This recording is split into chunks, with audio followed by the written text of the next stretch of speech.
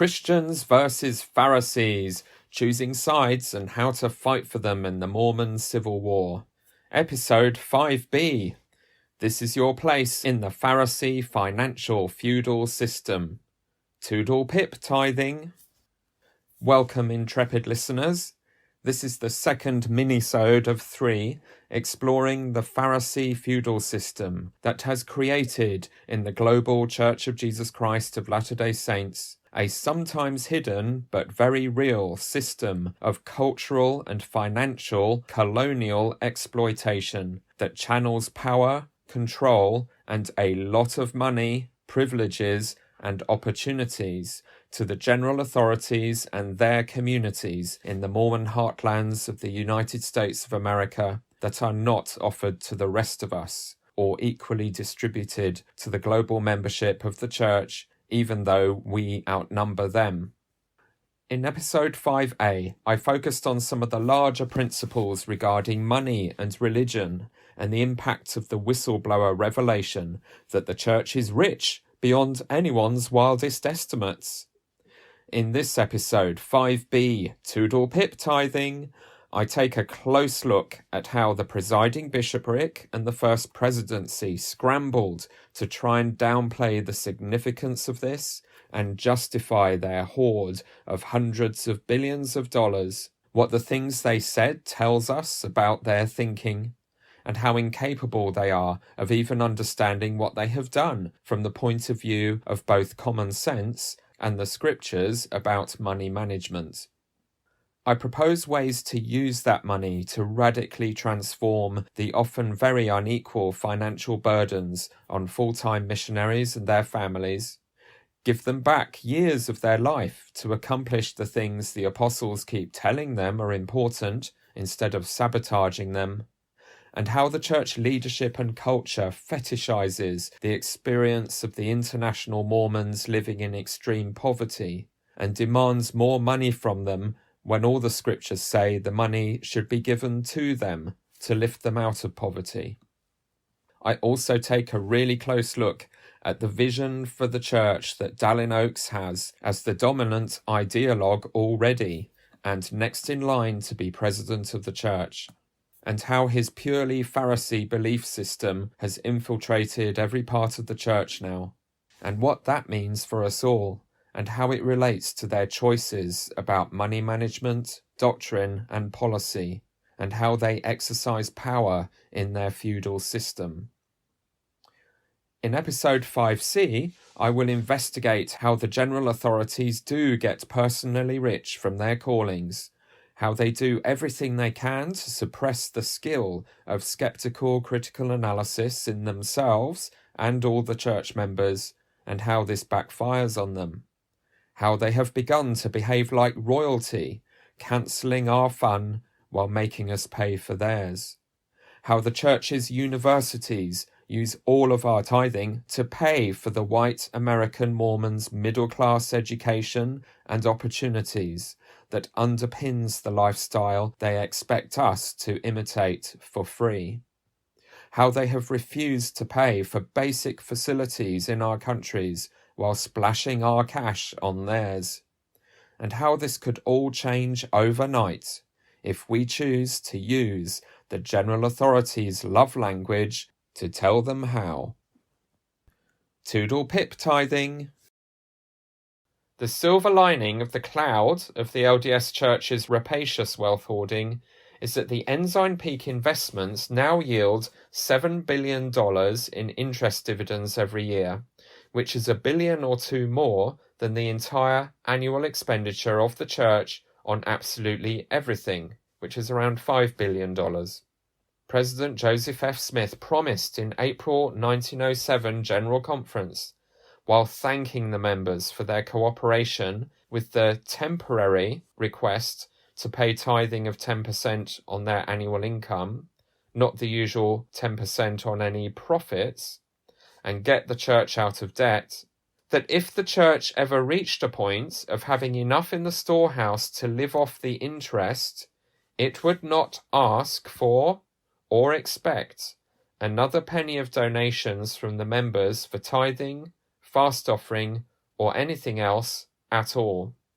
He said, quote, "Furthermore, I want to say to you, we may not be able to reach it right away, but we expect to see the day when we will not have to ask you for $1 of donation for any purpose, except that which you volunteer to give of your own accord, because we will have tithes sufficient in the storehouse of the Lord to pay everything that is needful for the advancement of the kingdom of God.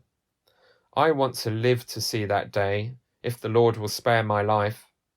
It does not make any difference, though, so far as that is concerned, whether I live or not. That is the true policy, the true purpose of the Lord in the management of the affairs of his church." Close quote. That was Joseph F. Smith, April 1907 Conference Report, page 7. Amazingly, that very quote was included in the teachings of the Presidents of the Church, Joseph F. Smith study guide we used from 2000 to 2001 in chapter 31 about tithing. We are now told that the top secret Ensign Peak investment program began about 22 years ago, so coincidentally it had just got going then. And now that happy day has come. Ensign Peak has made President Smith's prophecy come true, and then some. So no one needs to give the church another penny. We already paid far more and for far longer than we should have, because the church got out of debt long ago by demanding 10% of total income, rather than 10% of annual profits, as it should be. But the greedy prophets and apostles have never discontinued that expectation, and now frame it as an essential spiritual obligation, regardless of your poverty or the actual need for the money. They have completely disconnected the act of donating from the purpose the money is donated to accomplish. The poor, who never make any annual profit, were never meant to pay any tithing at all. It was never meant to be paid if you cannot afford it. In the first several decades of Mormonism, new converts would pay 1/10 of their liquid assets in the year they joined, and only 10% of any profits a year, if they had any, thereafter. There was a strong ethical component in harmony with all those scriptures in the Bible that the tithing system absolutely must not oppress the poor, and should only be given by those with the means to do so. So when did that change to asking for 10% of income to help get the church out of debt? And what were the rules for that if you were poor? It was 1899, as depicted in the film Windows of Heaven my generation of Mormons grew up with. Lorenzo Snow was the president who agonized over what to do about the church's debts in the aftermath of the state persecution of the church until it sort of abandoned polygamy. He had probably already decided on the solution, but the story goes, and a great way for him to sell it to the church members as something much more biblical, that while he was speaking to the saints in southern Utah suffering a brutal drought, the answer came to him live as a revelation from God that the members should pay more, 1/10 of their income rather than their annual profits, to clear the debts and end the drought. When the people started paying the tithing of their overall income, God opened the windows of heaven, and it rained again. Hurrah! The quote often mentioned in our general conference talks and lesson manuals, including the Lorenzo Snow study guide that was our curriculum in 2011, is from his October 1899 General Conference address that followed the St. George revelation. It reads, quote, "I plead with you in the name of the Lord, and I pray that every man, woman, and child, ... shall pay 1/10 of their income as tithing." Close quote. But that's not what he actually said. The lie is in the ellipses. What he actually said, as you can read in the October 1899 conference report, was, open quote, I plead with you in the name of the Lord, and I pray that every man, woman, and child who has means shall pay 1/10 of their income as a tithing." Close quote. The poor were still never meant to pay tithing.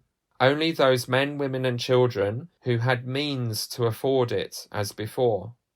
But the first presidencies of the 20th century, and whoever else has been responsible for using that quote ever since, have knowingly, intentionally used those ellipses to lie, as they carefully deformed the quote to justify twisting tithing to become the exact, shameless, complete opposite of everything it originally meant, and what the scriptures teach about tithing being used to liberate rather than oppress and take money from the poor.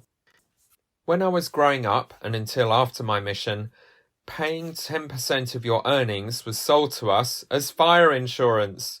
You will be burned at the last day if you don't pay your tithing. Now they teach that no one can afford not to pay it. It is the only way to access some kind of essential set of blessings that no one can do without. And with that has developed a particular and horrifying obsession with making sure even the very most poor people cough up and prioritize tithing over literally everything else, including feeding their own children. It has become a tool for training people to put the church and its expectations before the welfare of and their responsibilities to their own family. And if you fail that test, you are unworthy and cannot have a temple recommend, because only full tithe payers get to have those. The first time I noticed this idea appearing on Uchtdorf's mountain of man-made programs and expectations was in April 2017 General Conference, when a Costa Rican member of the Quorum of 70 called Valeri V. Cordon gave a talk called The Language of the Gospel. He told us how his father always taught him to use the money he earned as a child to pay his tithing and save for a mission. During a civil war, his father's business collapsed and they were thrown into poverty. When I was young, I worked in my father's factory during vacation. The first question my father always asked after I received my salary was, "What are you going to do with your money?" I knew the answer and responded, "Pay my tithing and save for my mission."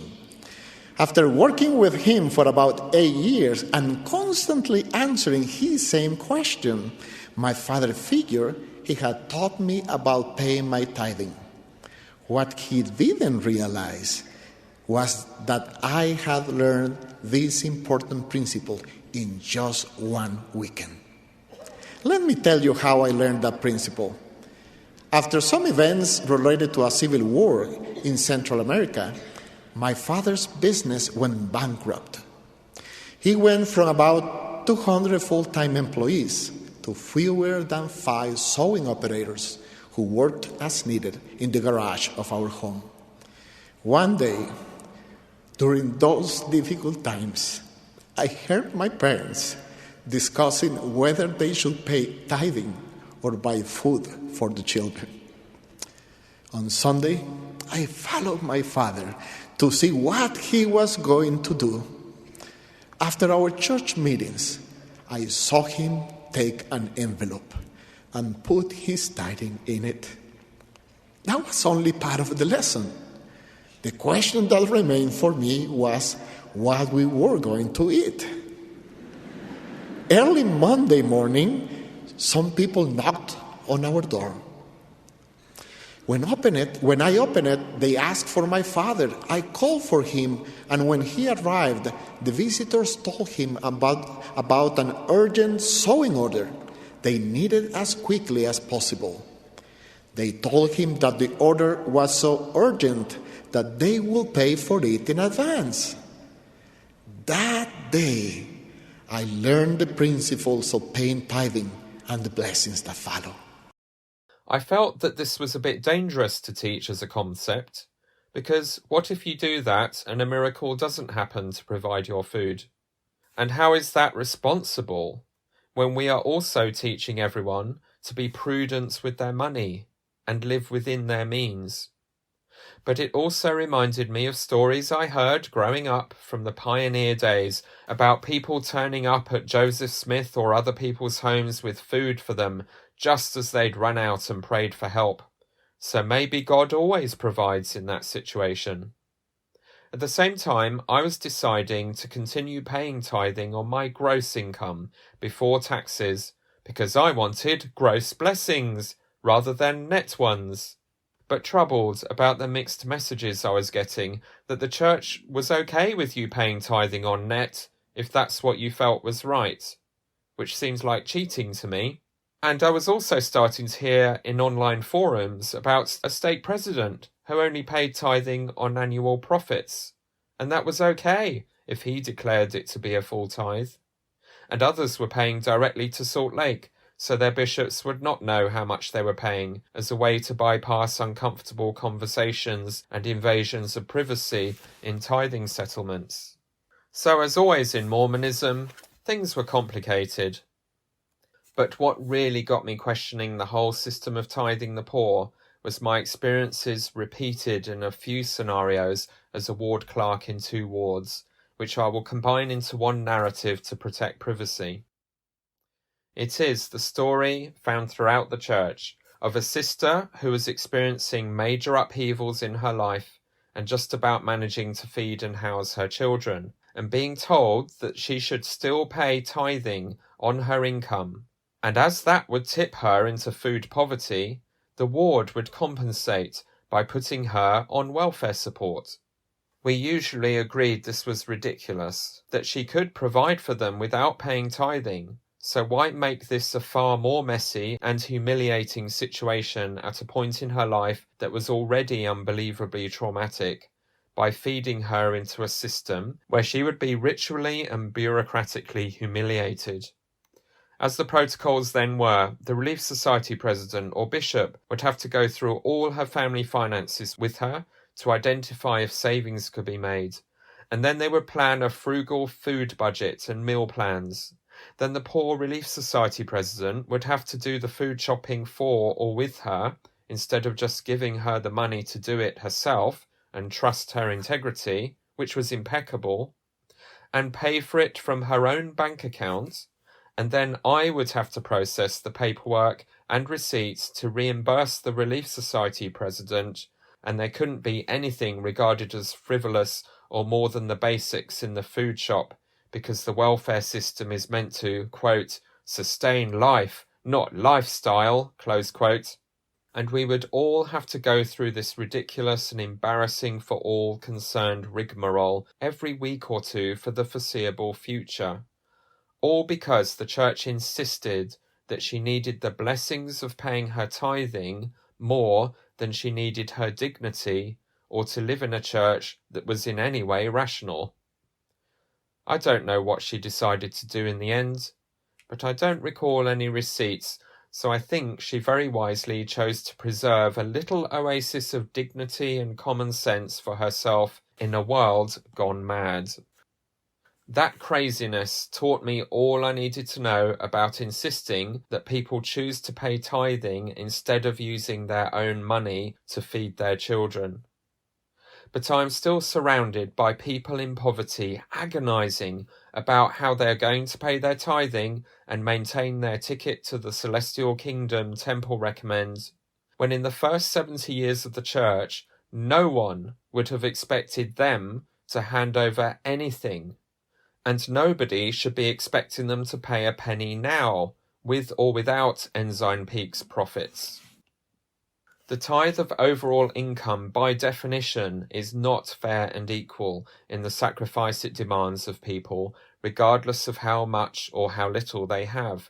Even though I have sat through a lifetime of lessons since I was a child, teaching the lie that it is totally fair, and exactly the same sacrifice for people with a big income to pay 10% of that as it is for someone with a very low income.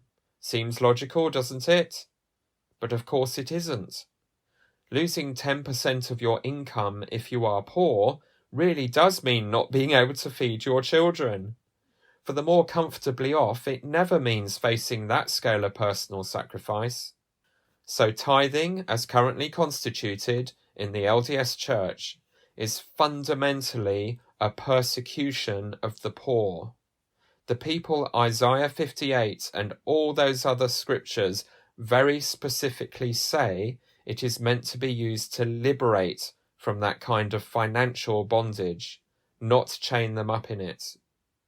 But have our first presidency or presiding bishopric got the first clue about that, or the most basic awareness of their own scriptures and their own church history?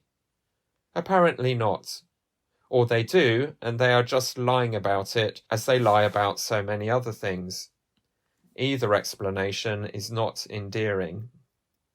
President Nelson made sure on his recent world tour that he told the poverty-stricken Mormons of Kenya that they must pay a full tithe to the rich American church, and if they did, he made them the lying prosperity gospel promise of the megachurch evangelicals who run rampant enriching themselves in Africa, that this would lift their entire country out of poverty. We don't need their money. We are now so rich beyond our wildest dreams that the presiding bishopric have so much money they don't even know what to do with it, and apparently nor do the first presidency. The national debt of Kenya is about $70 billion. They could lift Kenya out of poverty immediately by paying that with some of the Ensign Peak funds. Imagine the impact that would have in the world for our reputation. They're not spending it on anything else, it's just sitting there, so why not? In December 2019, Roger Clark, the manager of Ensign Peak, was interviewed by the Wall Street Journal with the First Presidency's permission to try and neutralize the appalling publicity heading their way after its existence was revealed to the press. It is one of the most fascinating and Freudian interviews and articles about Mormons I have ever read. Roger was clearly giddy with excitement to finally be able to talk publicly about what has become his life's work after 22 years, and one can only imagine how conflicted he has been all that time, knowing just what a gigantic fraud the First Presidency were paying him to secretly hide from his fellow Mormons in a complicated network of shell companies that had successfully eluded all the journalists and investigators trying hard to work out what the church's wealth actually is. So of course he spilled rather a lot of beans in his excitement, bless him. He was like the scientist in the Independence Day movie, beside himself with excitement to finally be able to tell someone all about his team's stunning achievements, investigating the technology of an alien spaceship recovered from Roswell in secret decades before. Roger showed them the actual Middle Eastern widow's mite coin. You can't make this up. They have framed on the office wall to remind everyone to be careful not to waste any of the billions they are investing. He told the Wall Street Journal that they have been asking for years what they should start spending this money on, and the answer from the First Presidency is always nothing yet, and vague comments about needing it in the last days. And after the formal interview was over, he caught up with them on their way out to unburden his conscience a little further and tell them that the reason the church leaders had him conceal the true scale of the funds in dozens of shell companies from the church member tithes and offerings donors was, quote, they never wanted to be in a position where people felt like, they shouldn't make a contribution, close quote. No kidding, Roger. Bloody hell. I really, truly love him for saying that to the journalists. He must have known in his heart of hearts it would be the highlight of the article, and he didn't have to say it. Or maybe he naively thought he was off the record by that point. Either way, he knew it needed to be said. He needed to speak his precious piece of the truth to the center of power he has spent so many years sitting in meetings every fortnight with, and yearning for the prophet on the other side of the table to him to do the right thing with his wealth. It must have tested his faith in God, his loyalty to the church and its president, and his integrity to his own conscience, to the very limits of their ability to cope with such titanic contradictory tensions. When the moment came for him to make the difference, he did it. He pulled together the courage and spoke the simple truth. The reason the first presidency kept the Ensign Peak investments so secret that it has emerged that even Boyd K. Packer, as president of the Quorum of 12 Apostles, was told he was not allowed to know how much wealth was in it when he asked, was because they knew that the members of the church would stop paying them $7 billion in tithing and other offerings every year to keep growing it, even more than it was growing already, if they knew. The first presidency knew it was completely indefensible to both have that much money hoarded and to continue telling even the poorest church members to pay up, and completely indefensible to make continuing to pay 1/10 of your income a fundamental principle of our religion, that every new convert and temple recommend seeker must make a sacred covenant to pay. I presume Roger Clark got into deep trouble for this and was sent off to some kind of how not to tell the embarrassing truth in media interviews boot camp to re-educate him. But since he really knows where all the financial bodies of the church are buried, and most analysts agree that the Ensign Peak Fund could just be a small drop in an even bigger ocean of money and investments, remember, they had no intention of telling us anything about it, his Sanhedrin supervisors have probably calculated it would be better not to fire him and end up with 2 whistleblowers released into the wild at once. This guy seems to have an alarmingly robust conscience when we thought he was completely church broke, so we need to keep him close and keep an eye on him. And it wasn't just the other apostles who were being kept in the dark in this conspiracy. The whistleblower David Nielsen, who was a senior fund manager at Ensign Peak, has revealed that junior Ensign Peak fund managers were carefully isolated from each other, so they would never know how much the other subsets of the fund had in them. In some cases, they even persuaded accounting companies and regulators to employ faithful church-broke Mormons to be their point of contact with the funds and keep their secrets. The financial regulation of churches in the USA is a farce, and everyone knows it. No one expects the IRS to actually punish or fine the church for allegedly illegally using the tax-free charitable Ensign Peak funds to bail out the church's tax-paying commercial investments in the City Creek Mall and beneficial life insurance during the last financial crisis, with no expectation or promise of making a profit for the fund by doing so, as the whistleblower has alleged, which would probably be illegal. But more than enough of the truth is now out for every member of the church willing to look at it to make their own, this time much more informed, decisions about what to think and believe about tithing and other financial donations to the church. I won't be making any financial contributions again until they have actually spent the ones I and 5 generations of my family already gave when we didn't need to, and I make a profit, and the church actually needs it. And nor will a lot of other members horrified by this obscenity, and it won't make a jot of difference to the church's finances at all. But it has radically improved my family finances. We are one of the many just about managing middle-class families for whom paying 10% makes a massive difference. Since we stopped paying it, we have for the first time in 10 years of marriage been able to clear our overdrafts and start making our home a house of order. It has been a huge blessing to us. I bear my testimony of how much God can bless your family when you stop giving money to incompetent fraudsters and spend it where it will actually do some good. So thank you, Ensign Peak advisors. Your existence is an ethical abomination that shames our entire church and means our leaders will probably be dropped through a trap door at the pearly gates and never mentioned by Jesus again after he calls after them, "I never knew you. I told you to feed the poor and not hoard wealth. You idiots. With the actual tithing.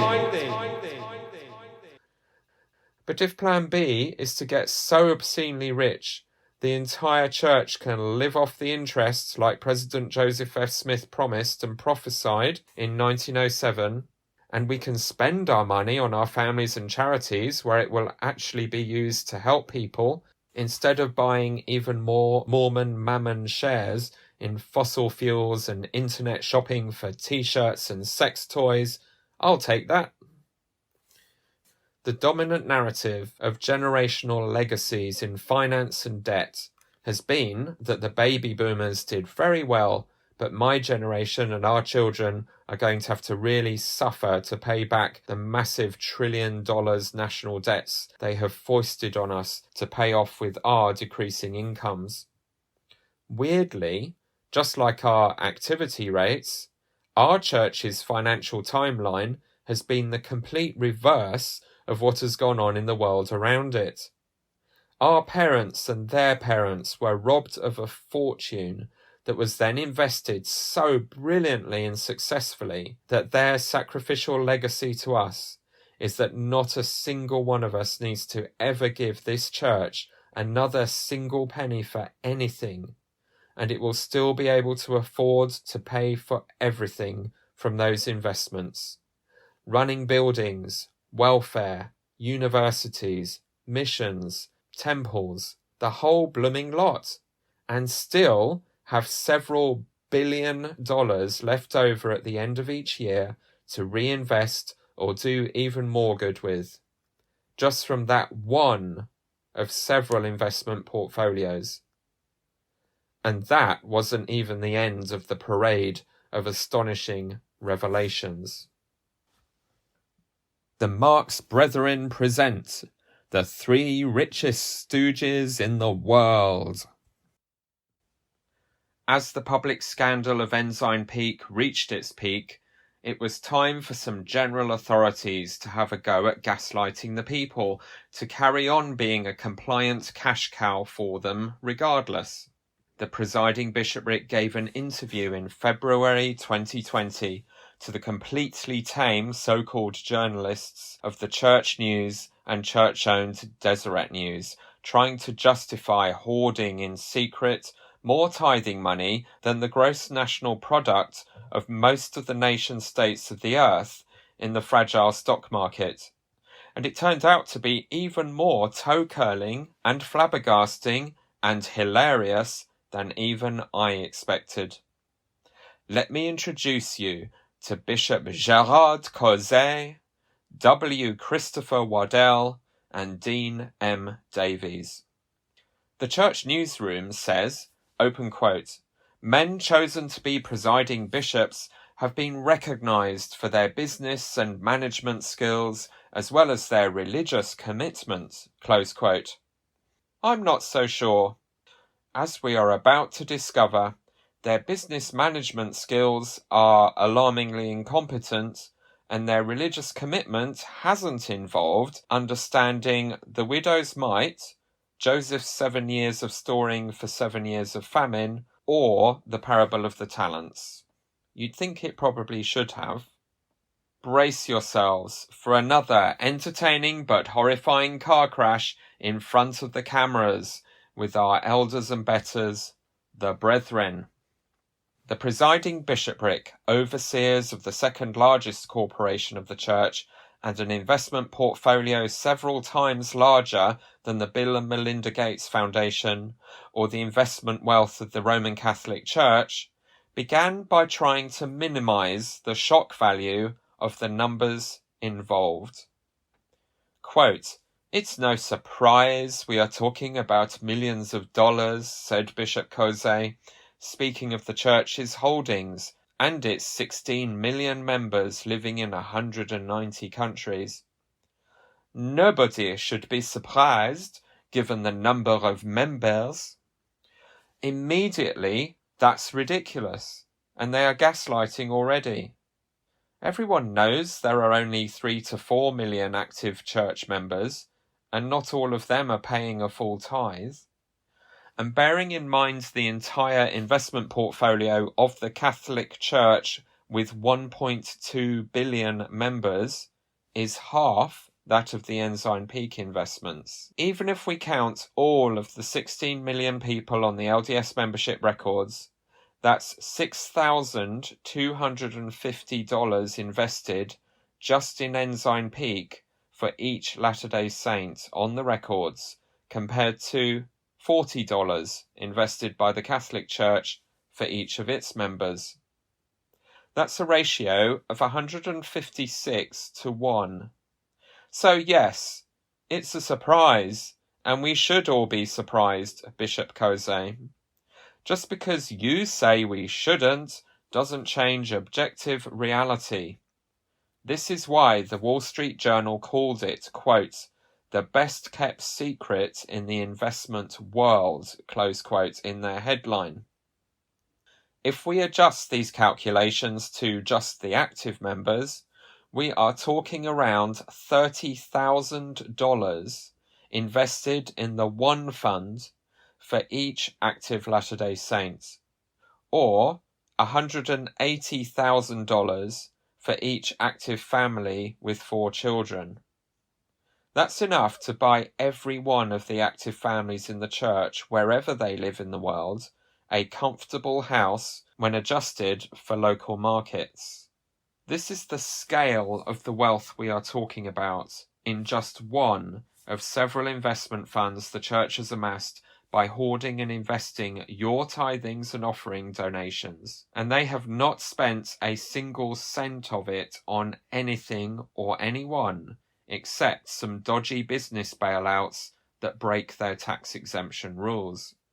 The presiding bishopric were then unable to stop themselves, throwing in for good measure that the desperately poorest, starving Mormons should still pay tithing so they can buy more shares with it and carry on growing the giant golden nest egg rather than feed their children if it comes to choosing one or the other, and promising that the church will feed their children, which was new for them to say out loud, I think, although that's been the advice in the handbook for a while.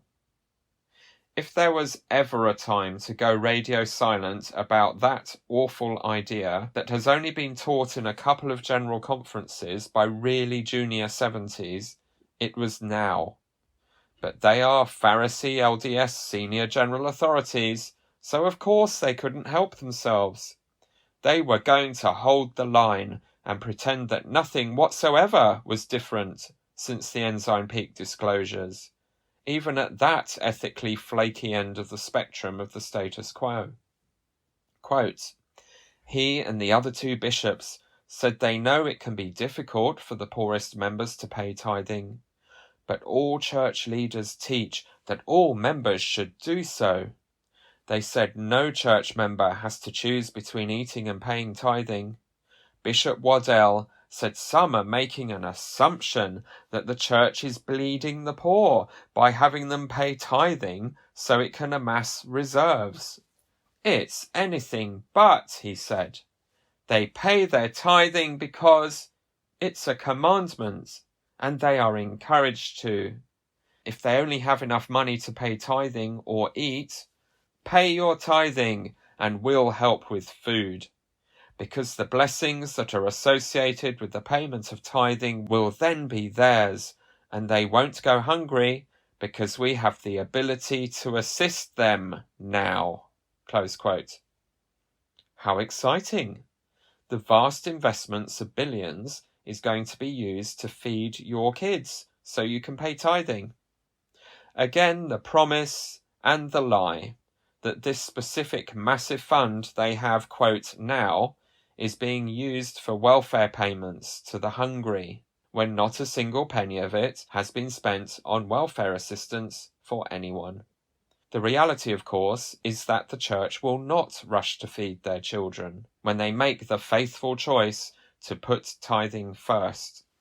Following the instructions in the handbook, their bishop will tell them first to ask their extended family to feed them, in effect to pay their tithing for them, even if their extended family are not Mormons. But these general authorities apparently don't get appointed to high office for being competent or knowing their own handbook.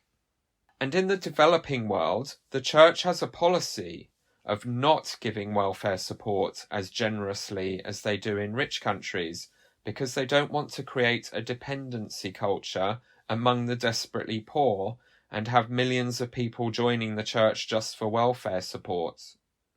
But of course they cover their own American congregations' welfare needs, because it's easier to ignore unnecessary suffering when it is far away. And a dependency culture among first world white people doesn't really count, does it? Or rather, it isn't a dependency culture. It is feeding and housing the destitute, just as it would be if they did it for their brothers and sisters in the developing world. That thing Jesus is really, really into. Quote, church leaders use tithing funds and fast offerings from established areas of the church to help finance less established areas, the bishop said. In these emerging countries of the church, there is no way that the tithing, although members are very faithful, their tithing cannot cover all the expenditure. So it's very important that members here in the United States and many other countries where the church has been established for a long time will contribute to it, Bishop Koze said. There's a great transfer of funds that happens, and it will be more and more in the future as the church develops in these countries. Close quote. Well, as we are starting to discover, there definitely is a great transfer of funds that happens, but it's in the opposite direction to the one he is describing. Funds are being transferred from the poor countries and the poorest people to the richest countries and the richest people in the church. And what he said about the rich needing to subsidize the church in the poor countries is a massive lie as well. Every American Mormon could stop paying tithing tomorrow, and they would still be making enough interest from the Ensign Peak Fund to cover every penny the church spends on everything and have $2 billion left over to reinvest. How stupid do they think we are? Well, that's easy to answer. Very, very stupid indeed. They think we are very, very, very, very stupid. Gullible in the extreme. The presiding bishops teared up as they opined about how every widow's mite of sacred funds is carefully handled and never wasted as their sacred duty. They said this sitting in front of an antique table with a precious antique vase on it, so valuable it was in a glass case, that in the close-ups looked as big as Bishop Koze's head on the screen. It was like an episode of Antiques Roadshow broadcasting from an aristocratic stately home as Marie Antoinette tells her servants to let the starving peasants eat cake. There was even a French accent. Their PR handlers, who thought that would be a good idea, are either completely useless and yet another appointment based on nepotism rather than actual ability, or they are having an absolute riot behind their backs at their expense. From what I hear about the fear and loathing that goes on in the church office building from insiders, it's probably the latter. And they also had the nerve to say to the journalists what they have been saying in secret to the fund managers for years, that the reason the church is hoarding billions in the stock market, that will of course evaporate in times of real upheaval and be of no use to anyone, is to be ready for when it is needed at the second coming of Jesus.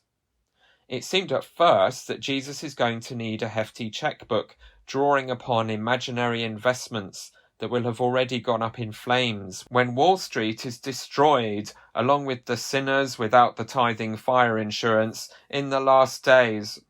But they were at pains to explain that the church just wants to make sure that the programs of the church, like its missionary work, can continue unhindered in times of global financial crisis. When we talk about preparing for the second coming, that doesn't mean we're hoarding money so that we have it when the second coming takes place, Bishop Waddell said. In preparation for the second coming, we're talking about building temples and providing places of worship and temples where people can receive sacred and exalting ordinances, so we can gather Israel, we can do the missionary work in preparation for that day. And so when we talk about preparing for it, that means all the work that's going on now. That work could be jeopardized by an economic disaster like the Great Depression, he said. There will come a time when all of these reserves will be necessary, he said. We don't know when. We don't know exactly in what form. But you think of the Bible story of the 7 fat years and the 7 lean years. There's so many examples in the scriptures that we strive to follow, whether it's the parable of the talents and not to bury the talents. We saw what the Lord did to that individual. We want to be ready for any contingency. Close quote. Back to my ongoing point about the incompetence of these senior global leaders. The whole entire point of the Great Depression is that people with billions invested in the stock market woke up one morning and it was all worthless. The rows of zeros were no longer worth the share certificate paper they were written on.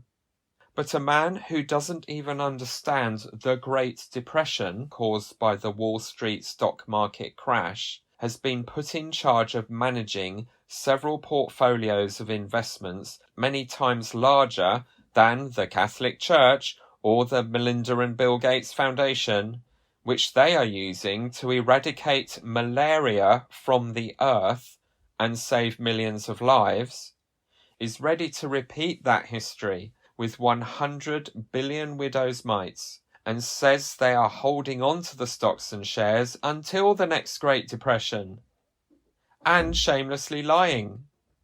Not a penny of it has been spent on any of the many projects like temples and missionary work he mentioned in the interview and said it was being used for now. And what about that list of biblical instructions about money management they mentioned? They've already blown it with the widow's mite by offering that as a religious ideal, to literally give the church your last pennies instead of feeding the widow or the children, as a religious test of faithfulness, exactly like the actual Pharisees did, when the whole entire point was that this is an abomination and the Jewish scriptures are clear, as Jesus pointed out, that the temple or church treasure trove should be spent and given to the widows, never taken from them.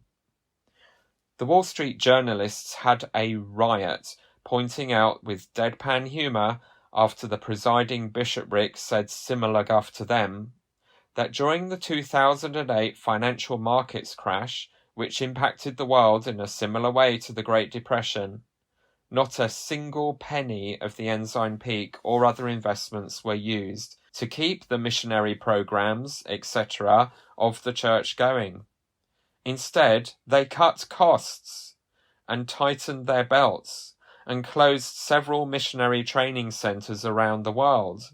And a little earlier, they'd already fired all the chapel janitors and told the members to clean the chapels themselves in the few minutes they had remaining in their lives, because running around doing your family, your job and your callings just isn't enough, and the church needed to economise.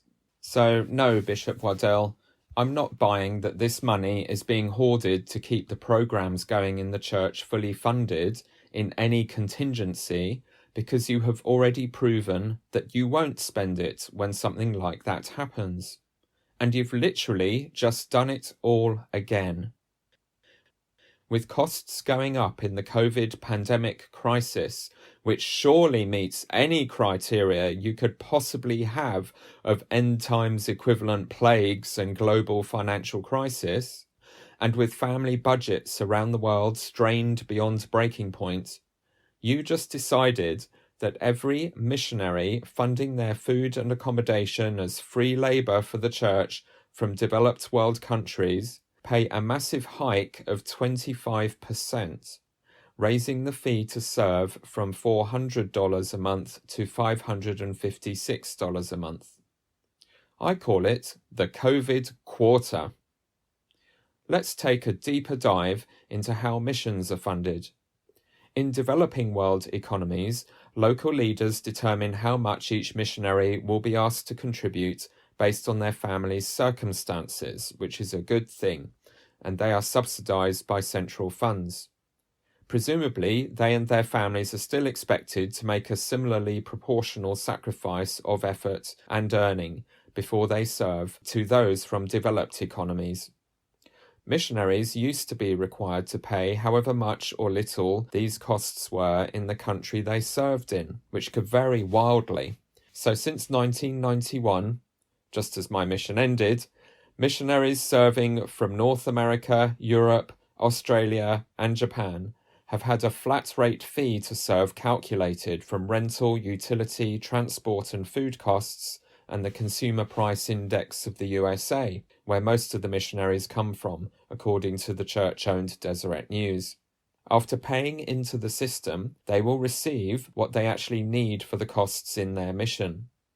The church's central funds from donations pays for the organizational infrastructure of travel and supplies and administrative costs, but the bulk of the rent and living expenses are covered by the missionaries, the great majority of whom are from the developed economies in this scheme.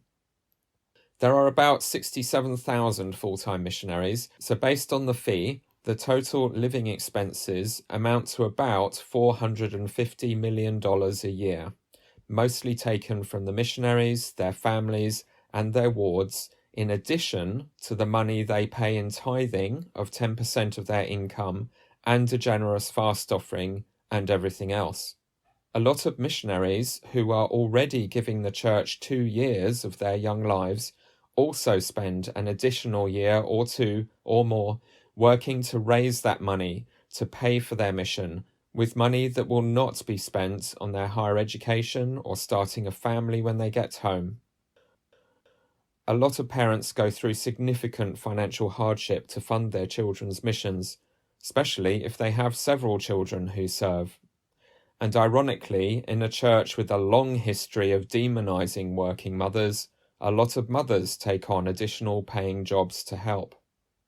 And as we've already heard from Elder Valeri, a lot of the missionaries have been putting a percentage of their money into their mission funds since they were young children.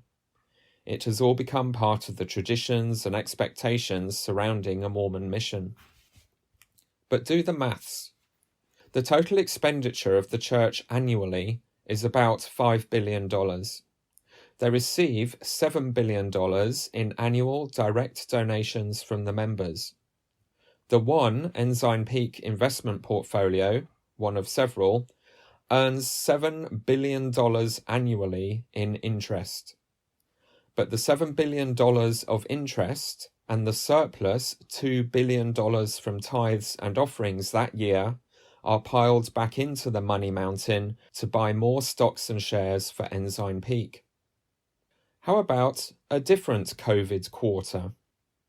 How about we take just a quarter of the surplus $2 billion, that's $2,000 million, donated each year as tithing, and use that to entirely cover the costs of all our missionaries, including the retired couples spending their savings and selling their homes so they can serve.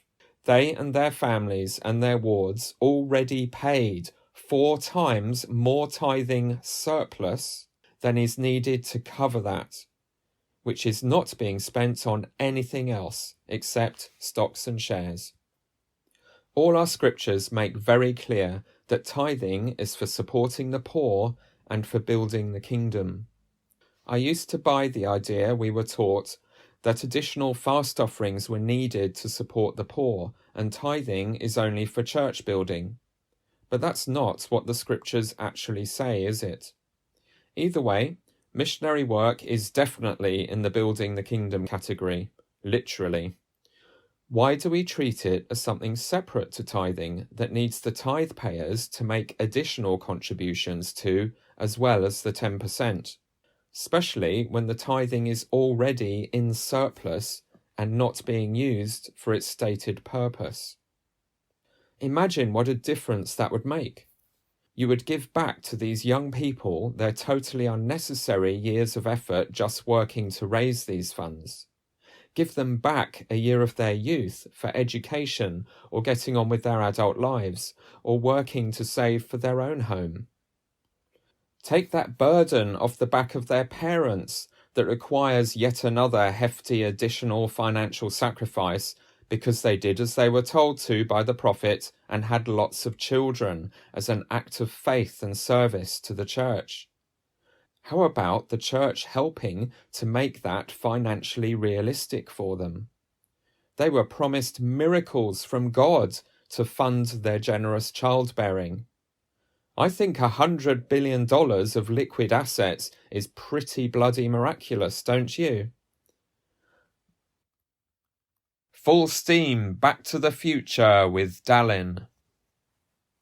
I still remember the clear commandments from the prophets and apostles during my childhood that couples should never use contraception and should have as many children as God decided to bless them with, till mum became infertile or died of exhaustion or in childbirth. Mercifully, they dropped that at some point in the 1980s, and everyone agreed to leave decisions about how many children to have entirely with the parents and not push expectations about that on them anymore from the general authorities. But the general authorities are frantic now and panicking that so few of our members marry before age 30 and have so few children now. You can see this in the films of their briefings and discussions about this that were leaked to Mormon leaks. And family fertility drops off fast after age 30, even if you want to have more children. So, as part of his Back to the Future with the Pharisees vision for the church, Dallin Oaks has gone and said it in General Conference. Choosing to limit your children if you are fertile and alive and could make Mormon babies is Satan's idea. He slipped this into one of his big manifesto talks with the word plan in the title, called Truth and the Plan, in October 2018 General Conference. I'm going to play about 4 minutes of that talk to give the statement I am referring to its full context, but also because it revisits several of the key themes in Dallin Oaks and Russell Nelson's very old-school Pharisee Mormon religion and its priorities. Before I play it, I'm going to say quite a few other things as well that are involved in that context. As he does a lot of people, Dallin Oaks triggers me big time. One of the biggest reasons my Mormonism flipped from focusing on apologetics and defending the faith into activism to really defend the faith against the people in power in our church who are killing it and have killed the faith in Mormonism of too many of my relatives and friends is this man. Standing on the shoulders of the racist and homophobic and anti-intellectual authoritarian bigots George Q. Cannon and Mark E. Peterson, Joseph Fielding Smith, Ezra Taft Benson, Bruce R. McConkie, and Boyd K. Packer, Dallin Oaks has carried on their legacy with glee as he holds the line against reason and against science and against compassion and against wisdom and against experience. and is still spouting his backward-looking balderdash and ignoring or refusing to accept any responsibility for the carnage it has all caused, and how it has derailed the church and left it spinning its wheels in the air while the world that needs Christian Mormonism moves on and leaves us behind to shrink and die.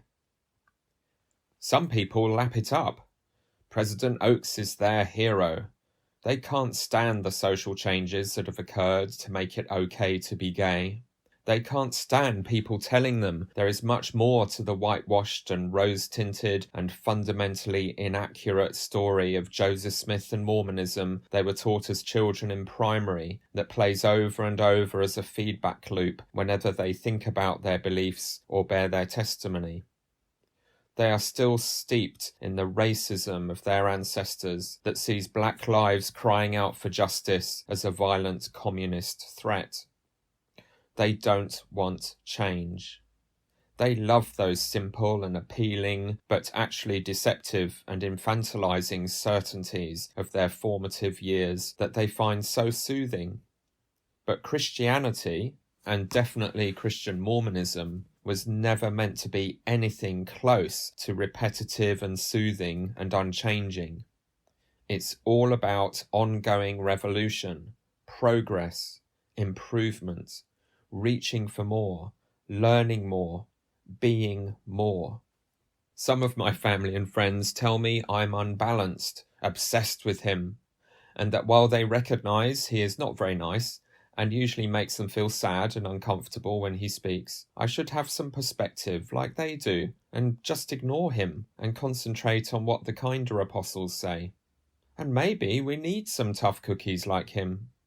God must see a purpose for what he says and does, or God would not have given him that position of influence, they say.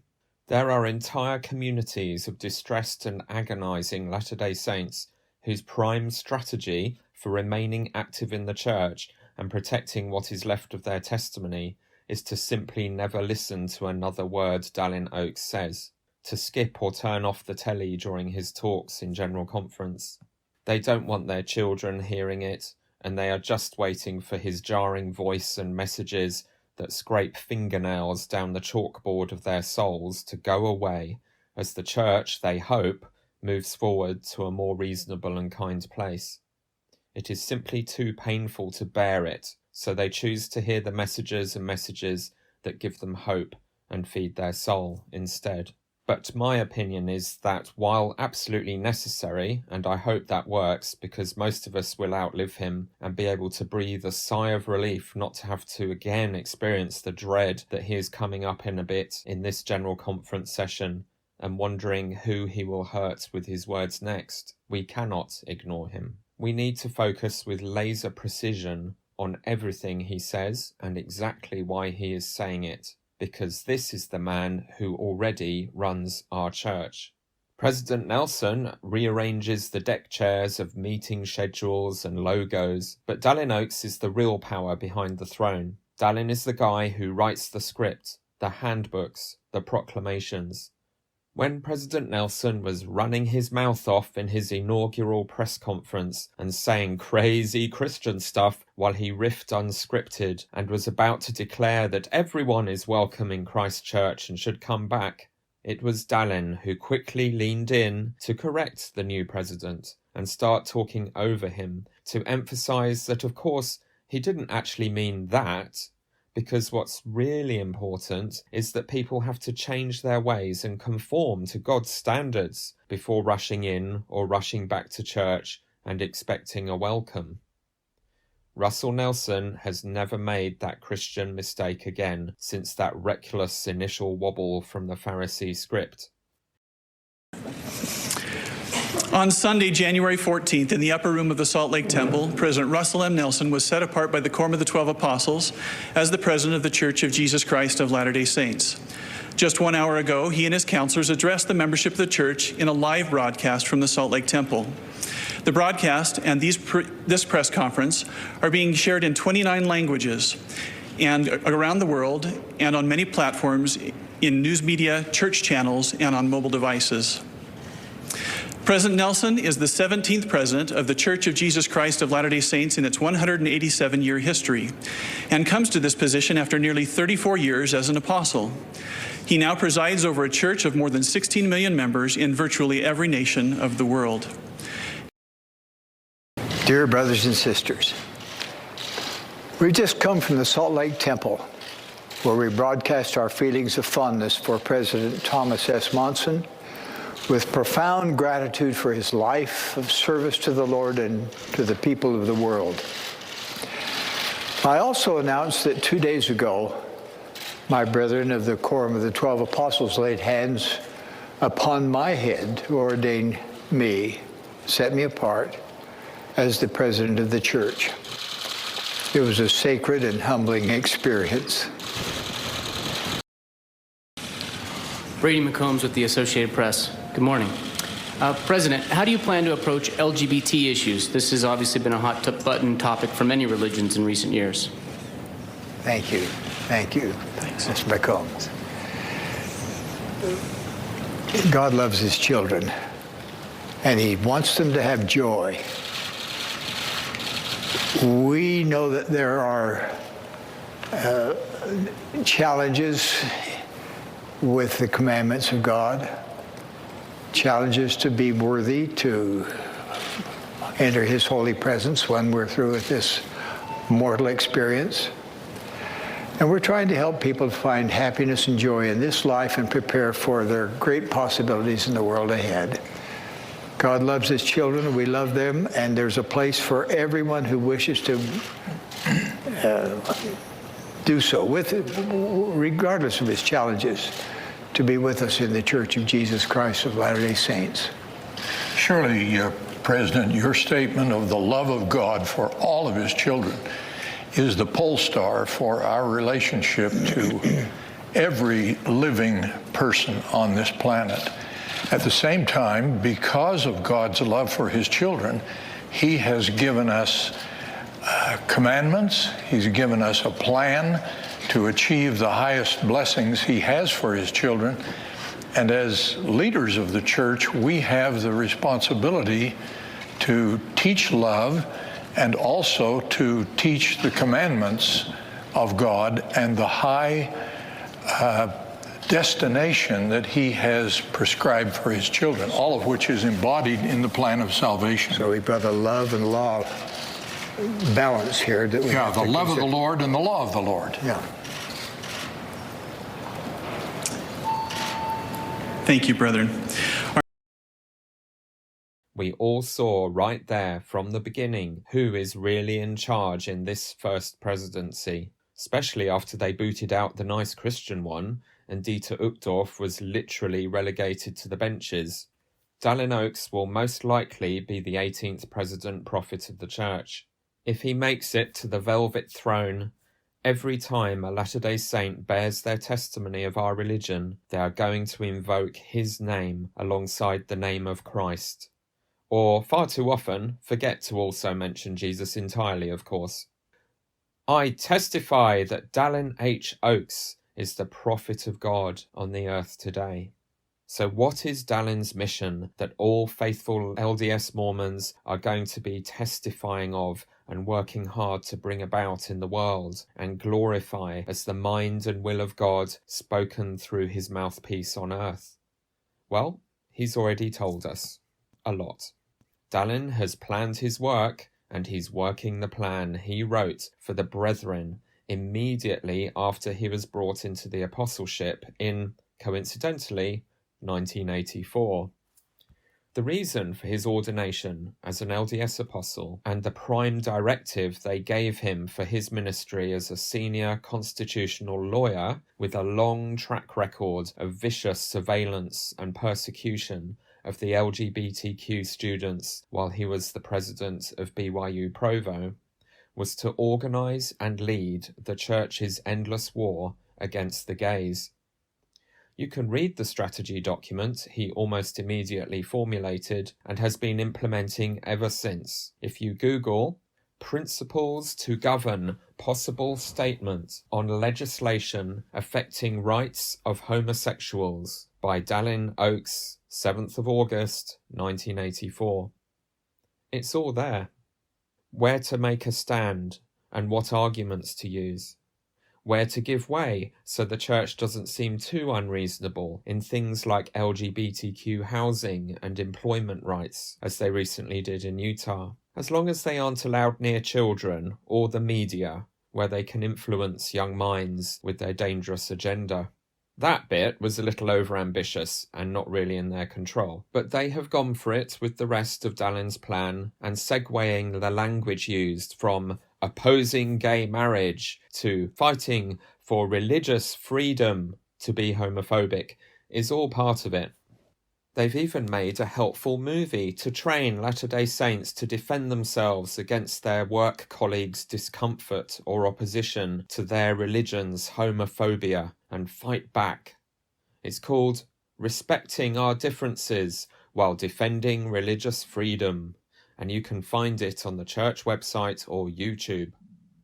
In Dallin Oakes' glorious vision for the future of Mormonism, our primary experience and role is going to be to stand as a witness to the world for discriminating against gay and transgender people and defending ourselves at work for being the last people left in our society still doing that.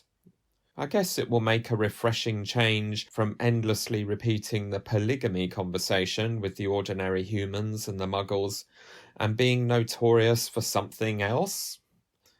When Dallin Oakes gets up and speaks, he didn't get woken in the night to write a fresh brainwave on his yellow pad earlier in the week like Russell.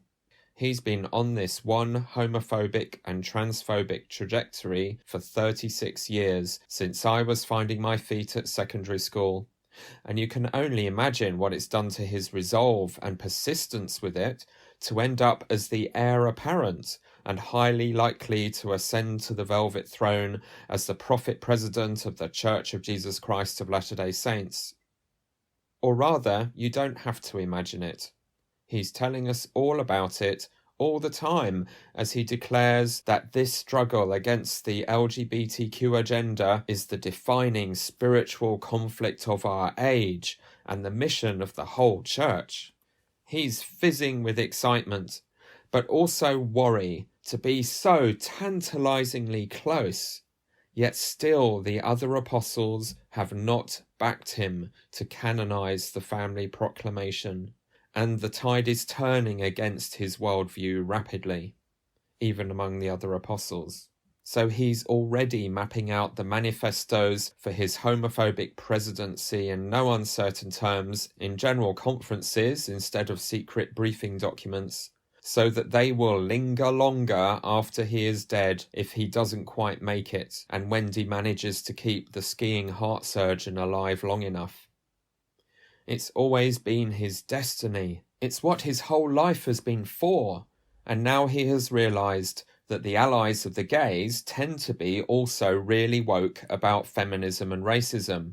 So now he's doubling down on God being a racist and our past racism never being a human error, and women concentrating on making babies in temple marriages, because he knows that the second enough church members realise the past prophets' racist doctrines and segregation and defining women's worth as entirely defined by their fertility and homemaking skills were an epic glitch of human error, it will be very much easier to think the same of their homophobia and deconstruct it. These progressive causes are all intertwined, as Boyd K. Packer realised when he declared the most dangerous threats to his Pharisee Mormonism to be the feminists, the intellectuals, and the gays. So when Dallin speaks about any of these themes, there is decades of backstory and context in play, and he knows it. In this talk, The Truth and the Plan, President Oakes is very clear that the Church's only purpose and priority is to facilitate married heterosexuals with children in getting to the upper echelons of the celestial kingdom. Anyone unable or unwilling to fit into that specific, what he calls traditional, paradigm or way of being a family is irrelevant and expendable, is not really welcome. We have no obligations towards meeting their needs. They don't fit his plan, and if they refuse to change themselves and their families in order to fit, he has nothing at all to offer them. He's washed our hands of them.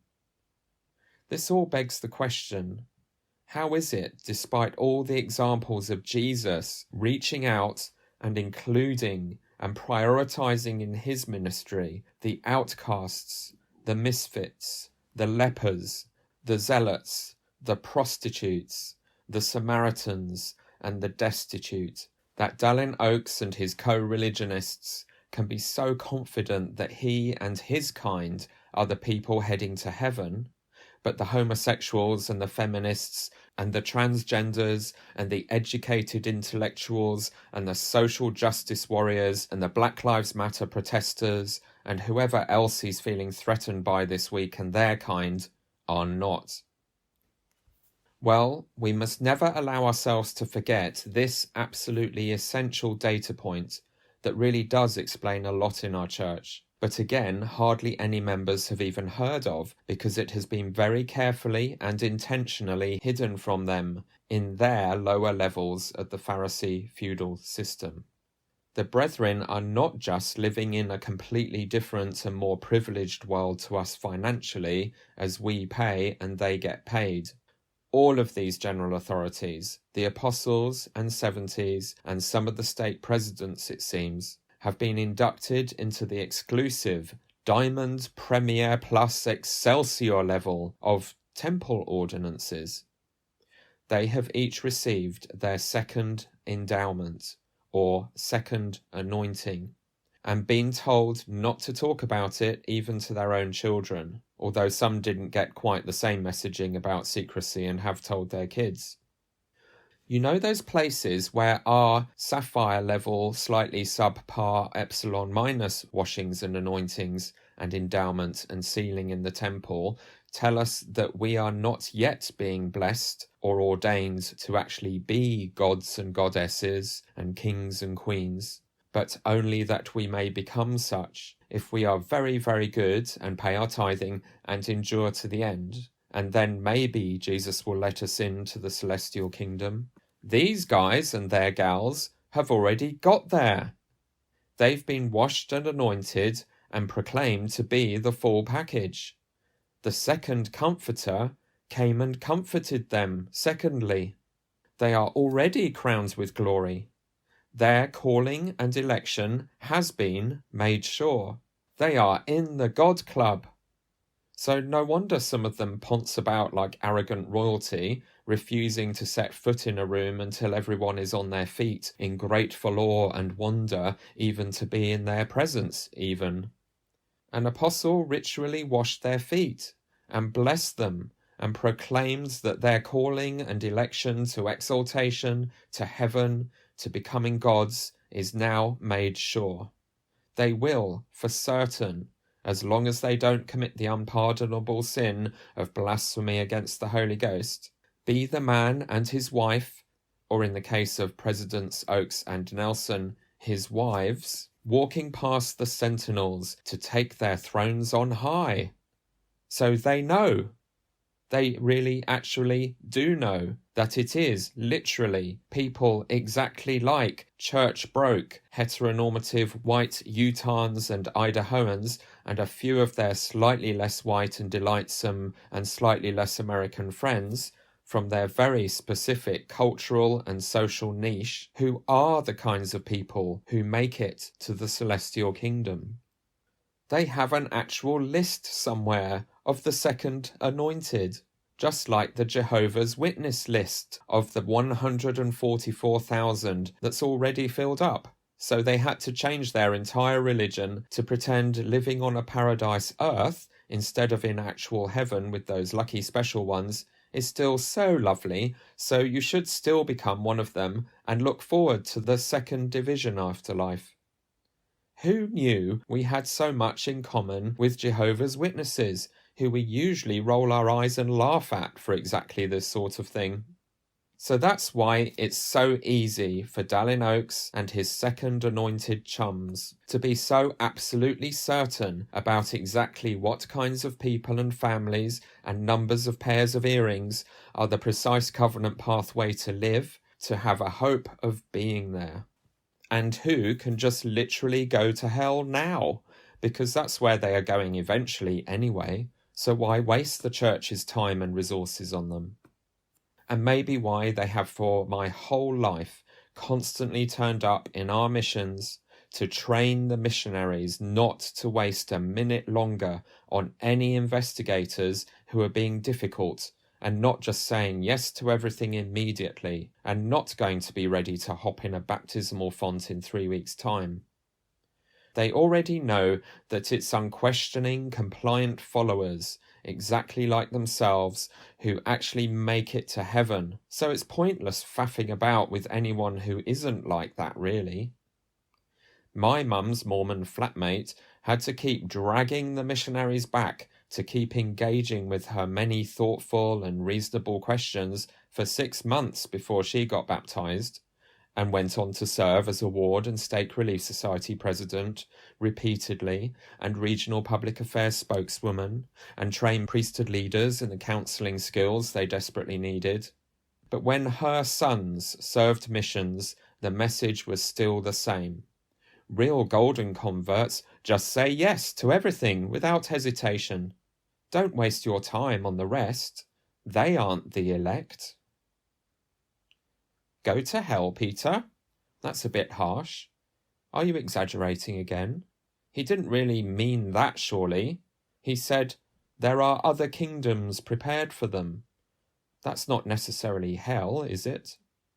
In the Mormon theology of the afterlife, we spin our doctrine of different degrees of glory as being degrees of heaven, and claim to be nice because only a tiny handful of the really stubbornly resistant to Christ's atonement commit the unforgivable sin and blaspheme against the Holy Ghost by resisting Christ's atonement that could save them when they know it's real, and end up in the proper hell of outer darkness with Lucifer and his angels.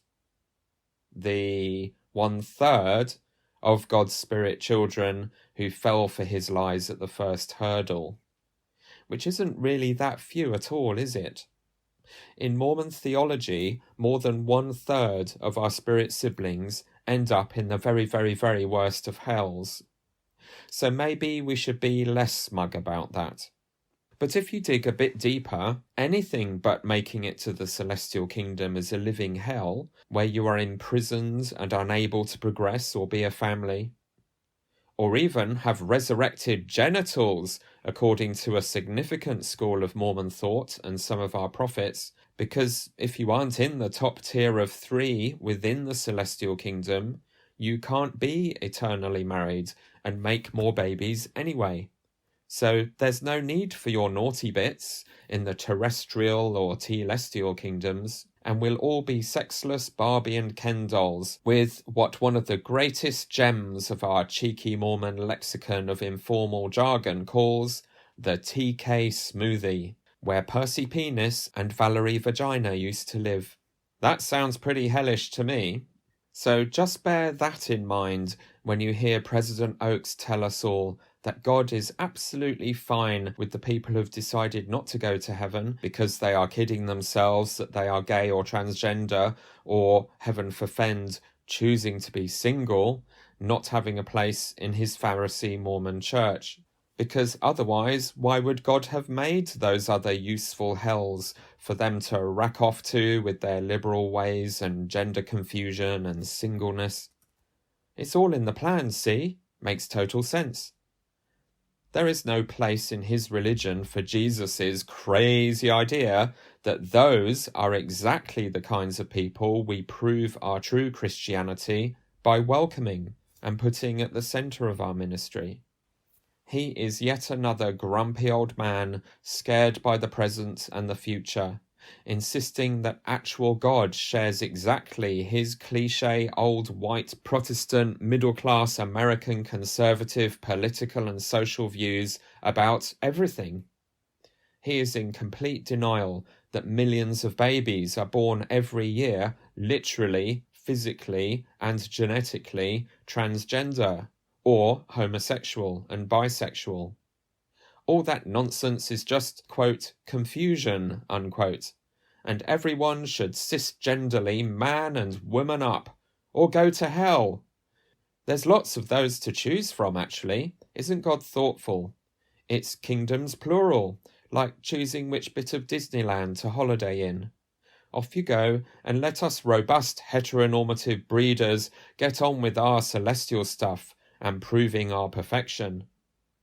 And since the only drivers of growth in our church are missionary work, which has spent the last 10 years steadily baptizing fewer converts per very expensive full-time missionary year on year, reactivation, which is rare as hen's teeth in reality, despite all the futile man-hours we waste on it, and childbirth, let's all knuckle down and baby boom our way out of oblivion. The armistice that the general authorities signed with the members, leaving our childbearing decision-making to us, has been broken in this small and tentative but significant step, and it is already just another footstep in their march towards a steadily increasing focus on the women getting back into the bedroom and the kitchen. Ever since Presidents Nelson and Oakes's car crash inaugural press conference, speaking of and demonstrating in every possible way the return of robust old-school patriarchy in the seat of power in our clergy and rhetoric, the stories about single mothers triumphing against the odds and women doing great things outside the home in their communities that had started to lift their little gospel flowery heads above the trenches they had been cowering in, have all but disappeared again, and once again it's McConkie and Packer Mormonism all the way. You only speak in public about the one covenant path of heterosexual cisgendered breeders as approved by God, and everyone else is a confused or rare exception to that rule, to be dealt with privately, or totally ignored, or just shunned, exactly as they did with the November 2015 exclusion policy. So listen up, you Latter-day Saints, still squirming and umming and ahhing and insisting that Peter Bleakley and all the other thousands like him are grossly misrepresenting these apostles with our criticisms, and that our church doesn't really believe or teach such intolerant and unwelcoming and harsh things. You say this because you are mostly nice Christian Mormons on the whole, so you have a totally different religion to these leaders. But you are still too scared, or bamboozled, or intellectually lazy to notice or admit that projecting your nice religion onto what these men are actually teaching all the time, nearly every time, just isn't enough to disguise the reality, the truth. These people, who you have convinced yourselves are like well-meaning, occasionally a bit old-fashioned, but basically decent granddads, whose pictures you love to have on your walls like benevolent family members, do not believe or even teach your religion, the truths and the values that you hold most dear. They have nothing whatsoever of your compassion and nuance and wisdom that the gospel must be able to reach everyone, and that our church should be a safe and welcoming place for all of God's children. Your open-hearted, welcoming Mormonism is not their boundary policing, totalitarian, judgmental, intolerant, and highly elitist Pharisee Mormon belief and cultural system. And if I sometimes come across to you as a bit tetchy and impatient and judgmental of you, it's because you are grown-ass adults. And it's not like these men are making any attempt whatsoever to hide their true nature and their true religion from you. They say it all in public, and they've been doing it for years. And they tell you to study what they say closely as if it was scripture. They even post you handy booklets and lesson plans for making notes while they speak and teaching it all to your children. So for once, actually do that. And when you do it, if you find you keep having to begin every thought or sentence responding to what they actually say with, "He doesn't really mean that," or "That can't be what he's really trying to say," or "But you know, Peter, that the church doesn't really teach that," and then start on the next pummel horse and trampoline routine of your Mormon mental gymnastics. When are you going to just stop and take these people at their oft-repeated word? When you really pay attention, you discover that rather too much of the time, their words are nothing to do with your Christian Mormon beliefs and values. In fact, it is often the literal opposite. Lucifer's gospel and plan and values and culture of turning potential gods into unthinking and unquestioning and unprogressing robots who believe exaltation is gained by marrying in the right place at the right time to the right fertile person and going through all the right motions of thought and speech and behaviour as we march in lockstep along the covenant path.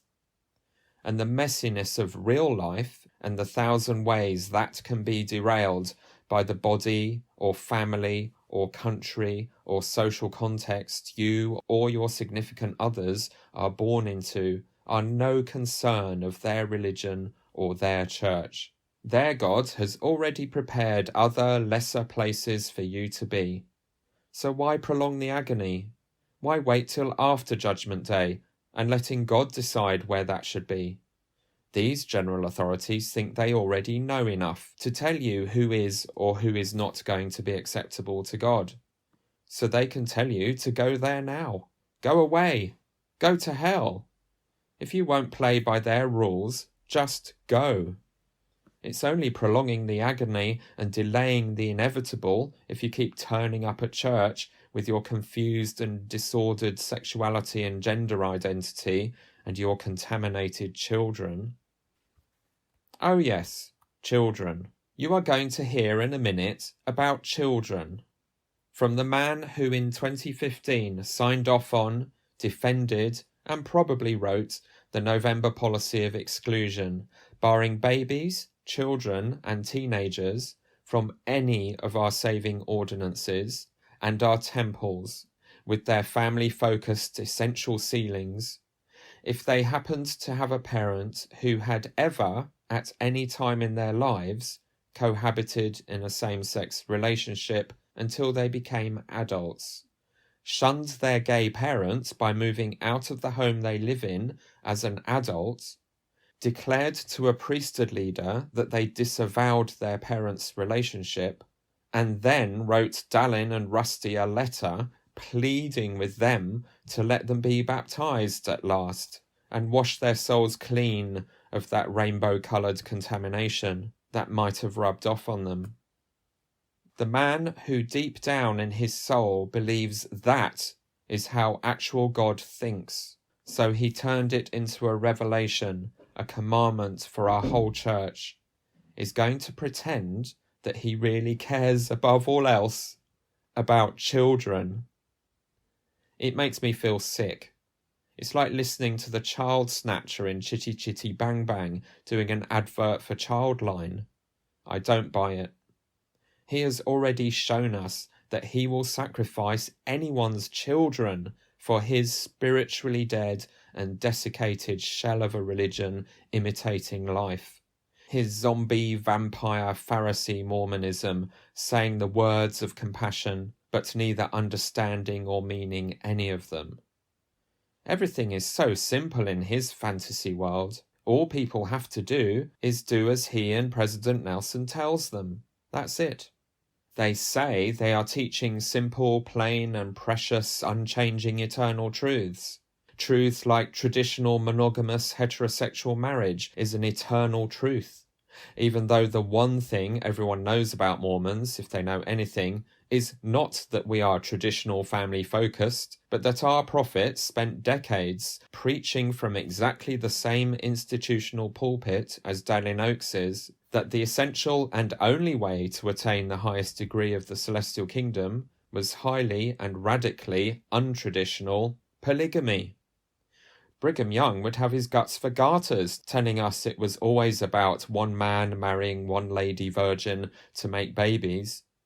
And where do you even begin with Joseph Smith marrying the actual wives of several of his own missionaries while they were away spreading the word, or the both of them marrying lots of old ladies well beyond childbearing age? Another rabbit hole to spiral into. But in a very important way, in these general conference and devotional and face-to-face talks, the apostles and prophets of Pharisee Mormonism, who have infiltrated and are now ruling our church with their gnarly iron fists, speak very plain and precious truths.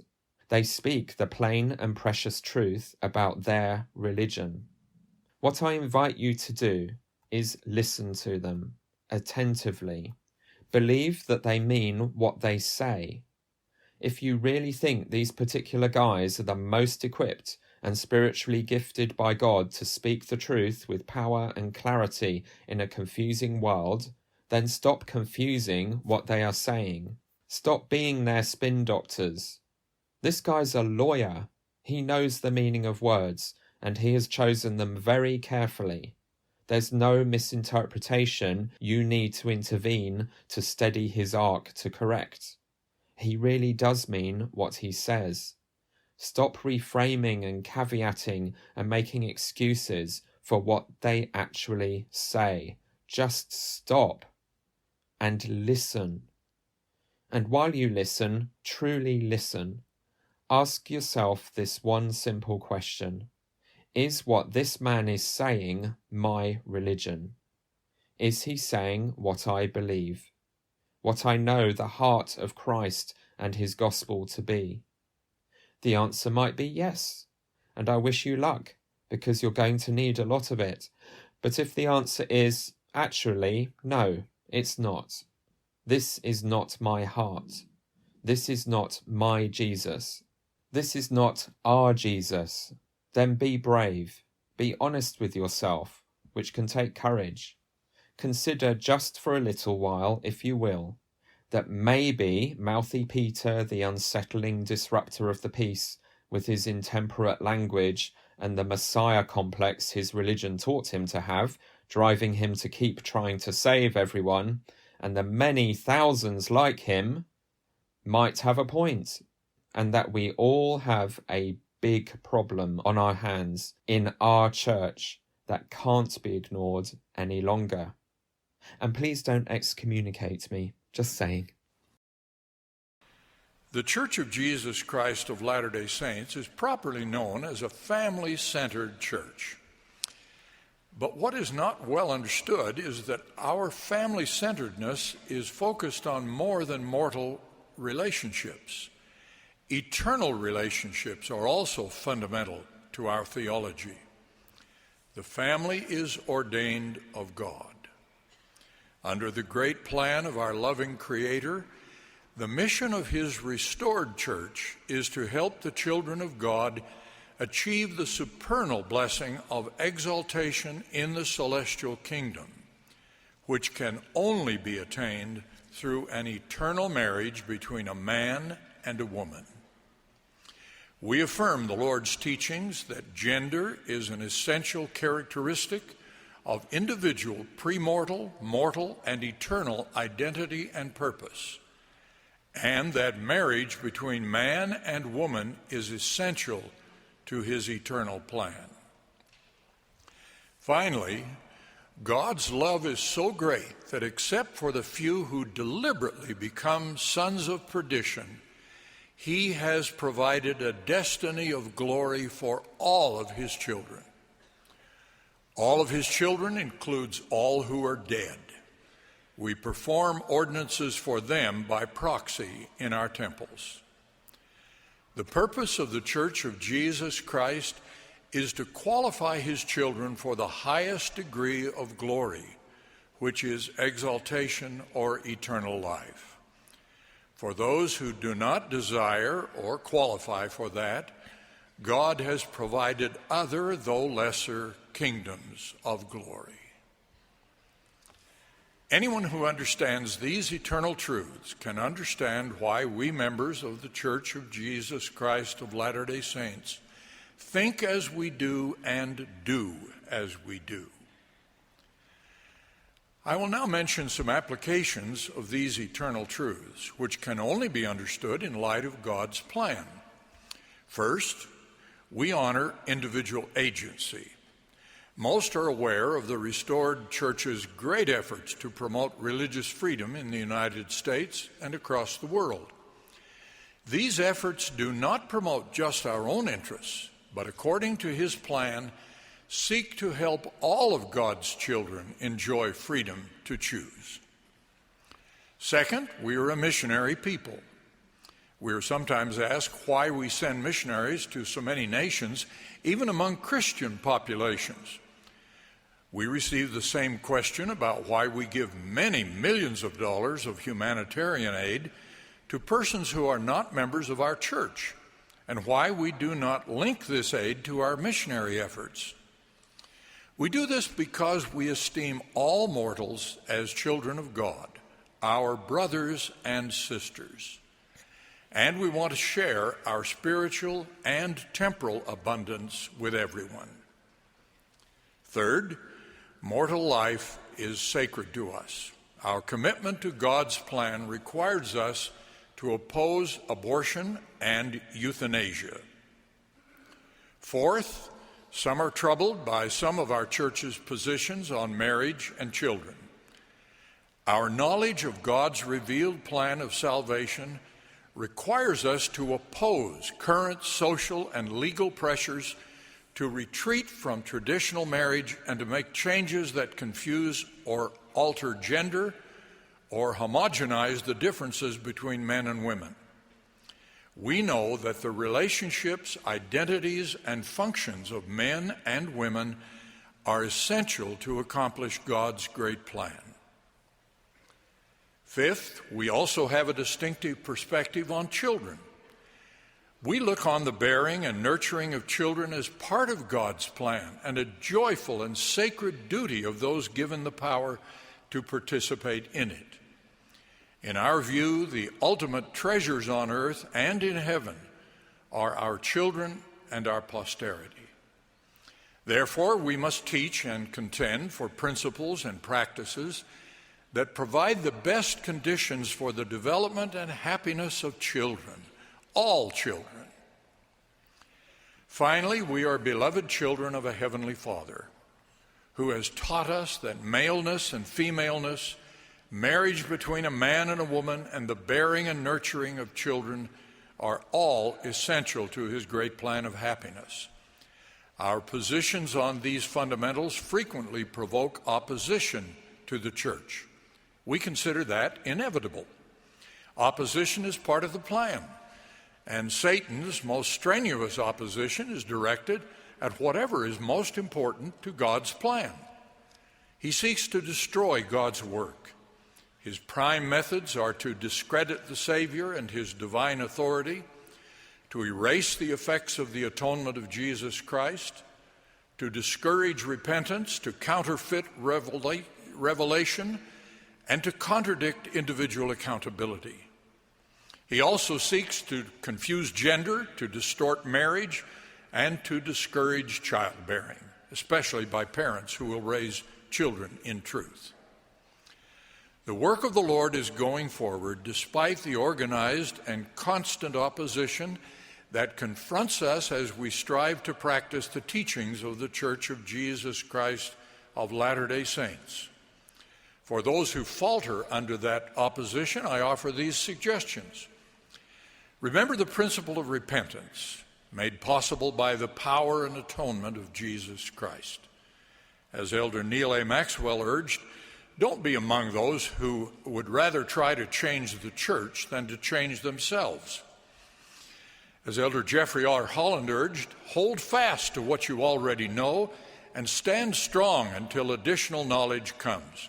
In this church, what we know will always trump what we do not know. You may have noticed in there a few other significant moments. It's always a layer cake, and it takes ages to dissect and inspect. He said that our religion obliges us to oppose abortion.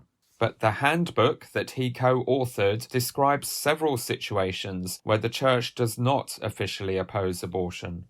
Another case of teaching one oversimplified thing in public while privately permitting the opposite. But where is the basic human decency and pastoral care for the millions of people in his audience? The women who agonized and received confirmation from God in prayer following his own guidelines that in their case an abortion was necessary and the right thing to happen. They are all listening to this talk and now thrown back into guilt and regret and trauma about one of the most difficult experiences and choices of their life, simply because Dallin Oaks likes to tidy everything up in his public preaching and erase the complications of real, compassionate Christian life. And what is he doing to the thousands of priesthood leaders who followed the guidelines? He is now telling them in general conference that they were sinful and compromising fundamental principles required for exaltation when they supported those women and their partners to terminate a pregnancy. All because, once again, the senior apostle is choosing to reach for easy lies instead of the more difficult truth, and pander to his allies in the rabid pro-life mobs of fundamentalist American Catholics and evangelicals picketing medical clinics. And he spoke about understanding these doctrines. Well, my understanding of the doctrines that I was taught in seminary and institute and in teachings of the prophet Joseph Smith is that righteous single people will of course be in the celestial kingdom in glory. It's the main reason why Mormonism has a celestial kingdom with another 3 levels within it. The married breeders are at the top. The righteous, single, glorified, holy beings who do the babysitting are in the 3rd level down. No one ever said what the middle level was for. Well, the Bloggernacle has spoken. Most of the votes there go to giving it to the married gay people, if you're really going to hold the line on them not making spirit children. Gay couples are world famous for moving into empty, abandoned mansions and making them look fabulous. It's a start. But no, Dallin Oaks has just unilaterally made a radical change to the doctrine the church taught us all our lives, all by himself, again. It's not just the stubbornly confused and unwilling to change LGBTQ people consigned to the lower kingdoms of hell. It's all the single people too. They no longer have a hope of the celestial kingdom. If you're not married, you're out. The more than 50% of LDS women for whom there simply isn't a man who can take them to the temple have been booted out of heaven. Or maybe they can take up the offer to be a polygamous wife to get in.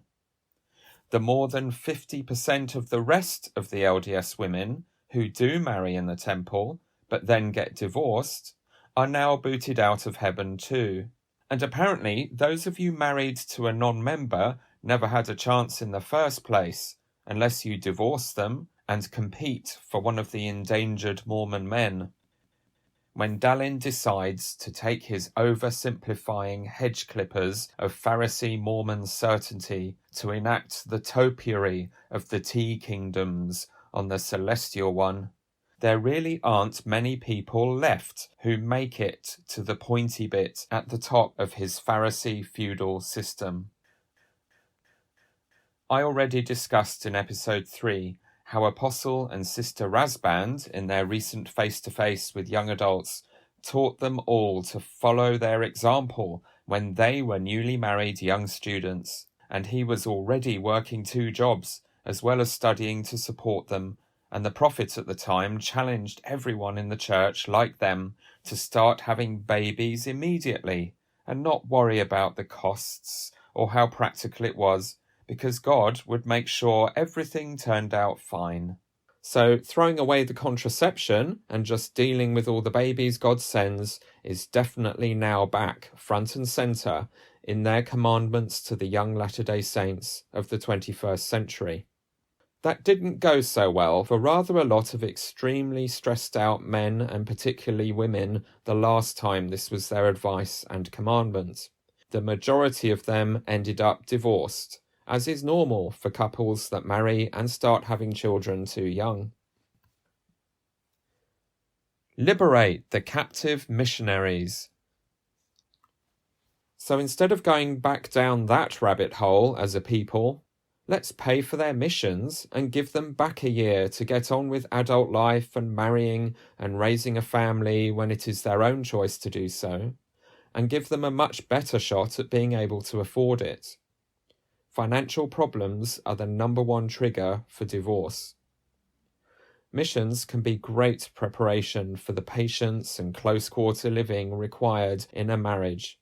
But when one looks objectively at the whole package, there are a lot of things we burden onto our young people that contribute to sabotaging successful and happy marriages that could be lifted if we just used the money they and their families already paid to cover their mission costs. Imagine, in a world with missionary numbers falling relentlessly again, and wards like mine going without them, and missions like the one I served in and the one I live in, which have both been closed because of falling missionary numbers, how many more would be able to serve if it didn't mean 3 or 4 years of their life as a commitment at a crucial life stage? Imagine how many more could serve simply because they and their families were not deterred by the exorbitant costs. Equalizing the contributions for missionaries regardless of family income within the developed world was a decision to oppress the poor in those countries and to increase the burdens on their friends and congregations to sacrifice more to support them and just make it harder for them to serve, rather than adjusting to each family's ability to pay as they do in the developing world. Just paying for everyone with the money they have already given, whether new donations or from the $7 billion in profits their previous donations are earning each year in the stock market, would genuinely equalize the opportunities for all our young people to serve, regardless of their poverty. In the interviews and statements Presiding Bishop Coze has given trying to do damage control and convince members everything is completely normal regarding the $100 billion that was taken from them and hoarded in secret and not used for anything at all except alleged illegal bailouts of commercial investments, he has repeatedly opined about how the developing world Mormons are needy users, requiring subsidies from the rich American Mormons. Just like they spent the 20th century shaming us British Mormons, who saved the American church in the 1800s with our talents and our people and our financial resources long before they ever arrived in Utah, and sent them all our members that could travel, for needing a chapel for our congregations, or requiring some investments to rebuild the infrastructure of our church they had basically dismantled and taken home with them. But the reality is, we already paid. Our ancestors and predecessor Mormons paid. They paid a fortune in inflated tithes that were not necessary after the church was out of debt. And it has invested brilliantly in secret, and they turned it into a vast fortune. But even while doing damage control for that, he carried on the same narrative as if none of that was real, or meant anything, or changed anything. Apparently, the church still doesn't have enough money, so he is desperate to keep the American tithe payers coughing up and told them this is essential for the international church, or the international church will not be able to survive or grow when, as previously quoted, he said, quote, "Church leaders use tithing funds and fast offerings from established areas of the church to help financially less established areas," the bishop said. In these emerging countries of the church, there is no way the tithing, although members are very faithful, their tithing cannot cover all the expenditure.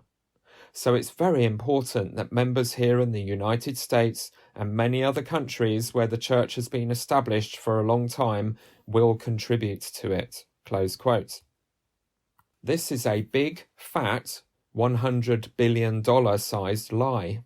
He was sitting in front of an antique vase that might as well have been filled and overflowing with $100 billion worth of big, egg-sized diamonds.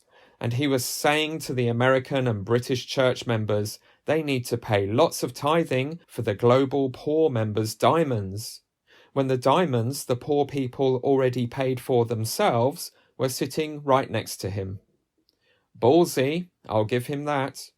He's no cheese-eating surrender monkey when it comes to passionately lying to people's faces to take their money in the name of God. But very high risk, don't you think? Who would be dumb enough to fall for that? Seriously. Oh, and have I mentioned enough times yet? The British saints did donate to those funds that he is saying are so essential to aid the Mormons in the poor countries. The International Humanitarian Aid Fund and the Perpetual Education Fund. And for 5 years now, it's just been piling up in a bank, earning interest. Apparently, they don't actually need it after all. Could we maybe have it back, please? The winters are cold and very damp here, and the widows who gave their mites could do with turning their heating up. The interviews written up by the Church News and the Deseret News seem to have been filmed, if I remember correctly, as I'm sure I watched as well as reading them at the time. But then they started disappearing as the more dreadful things the presiding bishopric said that I've quoted have been carefully removed from the church's websites. That may be a false memory, but either way, some edited video highlights of their more generic statements at the time sitting in the vase room are on the church website to make everyone feel better and stop thinking about, quote, like, you know, they shouldn't make a contribution, close quote, as Roger Clark put it. It's about building a reserve of the church, and ultimately, all of those funds will be used for church purposes. So this is about preparing for the future. This is not expenditures. These are investments. There is a difference between investment and expenditures. Investment is not putting the money, not burying the money in the ground like in the parable of the talents, but making sure that it's not idle, that the church will enjoy and increase value of these reserves so they can be used for the sake of the purpose of the church. Sacred funds are managed with great care and responsibility and seriousness by the leaders of the church. We believe in inspiration and revelation. The presiding councils of the church are all in there. Of course, we use professional people and staff, and they have great talents and abilities and expertise. But at the end of the day, the main decisions, are made by presiding councils according to the spirit of revelation. The real wealth of the church is not in its possessions. It's in the church members. It's in their faith. It's in their devotion to their Savior and to their Heavenly Father, their faithfulness at paying tithes and offerings. And we're so careful, so very, very careful to make certain that those funds are expended in a way that they would feel good about. And I'm so grateful, terribly grateful for the faithful members of the church. One of the aspects of being wise stewards and of taking care of these sacred resources properly is to diversify. That phrase, not have all your eggs in one basket. And so we don't do that as a church either, and we wouldn't recommend that anyone else do that. They should be careful to live within their means, and little by little, they should have a financial store, savings, reserves for a rainy day. And that's exactly what the church does.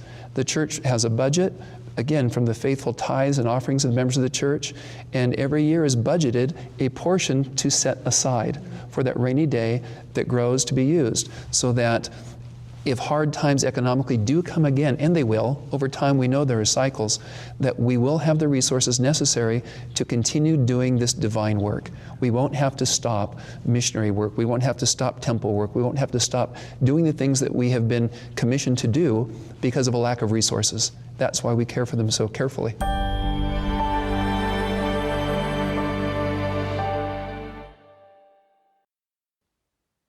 The foundational concept underpinning so much of what they said and what we are all taught about tithing is that the actual use of the money is irrelevant.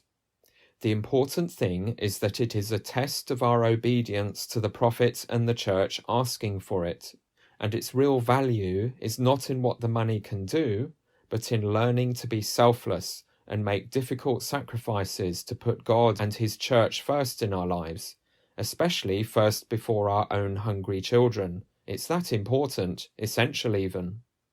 As Bishop W. Christopher Waddell put it, quote, "They pay it because they are commanded to," close quote. And this has been the default go-to response of most of the church members I have discussed this with, even those really disturbed by the scale of this money. They have deeply bought into the idea that has been completely normalized for us all in the church, that accountability of the leaders is to God, not us. So if they did something wrong there, God will punish them in the next life for it. Ours is just to obey and pay. Otherwise, we are in deep trouble with an angry God, and our salvation is in jeopardy. We can only get a set of essential blessings if we pay tithing, the assumption being that the blessing is to generally survive financially in your life, and anything that helps with that is interpreted as a reward for paying tithing. They are actually terrified, as I used to be, of not paying tithing. It's always in the shorthand list we all use in the church for righteousness. Do we read our scriptures, pay our tithing, keep the word of wisdom? These things that can be literally counted and measured are a gift to Pharisees. They are concrete, specific, easy to check.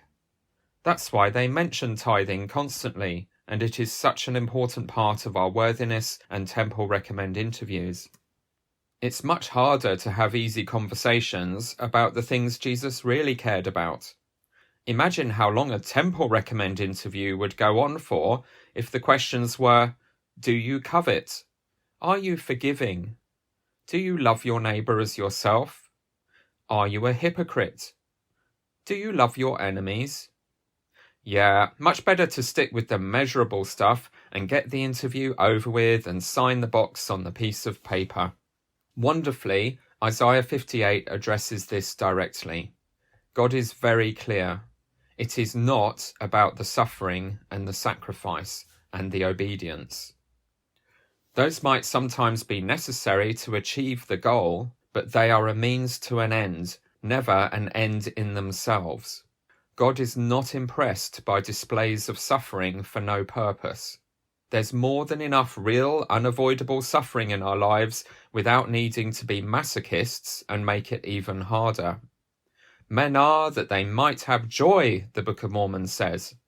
This is the twisted Pharisee logic that disconnects the sacrificial donation of money from the actual gospel purpose of the need for it, and turns it into virtuous suffering for its own sake that they have taught us to believe is spiritually good for us, even if they're not spending it on anything useful. Exactly as Isaiah 58 describes, where God chastises the people for making a big show of their pain, wallowing in sackcloth and ashes as they fast, while not actually helping the poor. Quote, "Is this the kind of fast I've chosen? Only a day for people to humble themselves? Is it only for bowing one's head like a reed and for lying in sackcloth and ashes? Is that what you call a fast, a day acceptable to the Lord? Is not this the kind of fasting I have chosen, to loose the chains of injustice and untie the cords of the yoke, to set the oppressed free and break every yoke? Is it not to share your food with the hungry and to provide the poor wanderer with shelter?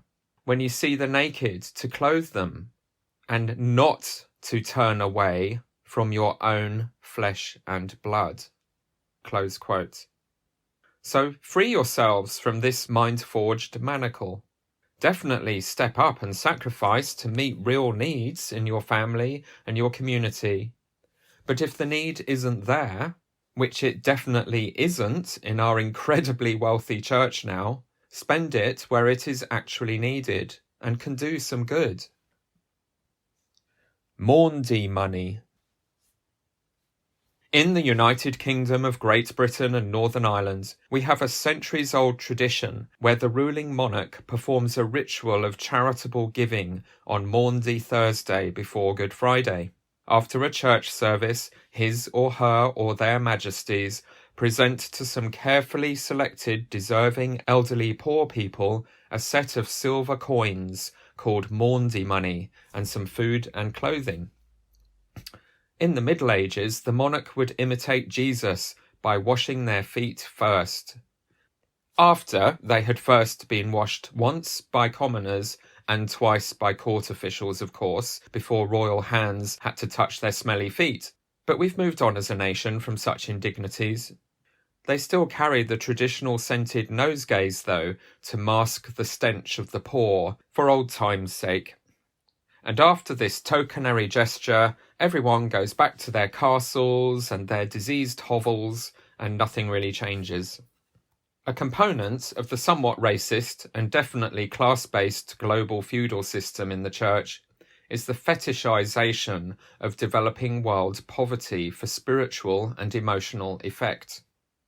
We have seen this all our lives in the church magazines and the general conference talks that tell the stories of these developing world poor Mormons who had to spend their entire life savings and travel for weeks to get to a temple to be sealed to their family, or work for years to save for their missions, and are being supported from the extreme sacrifice of their families and congregations back home to serve in our countries alongside our much more privileged brothers and sisters.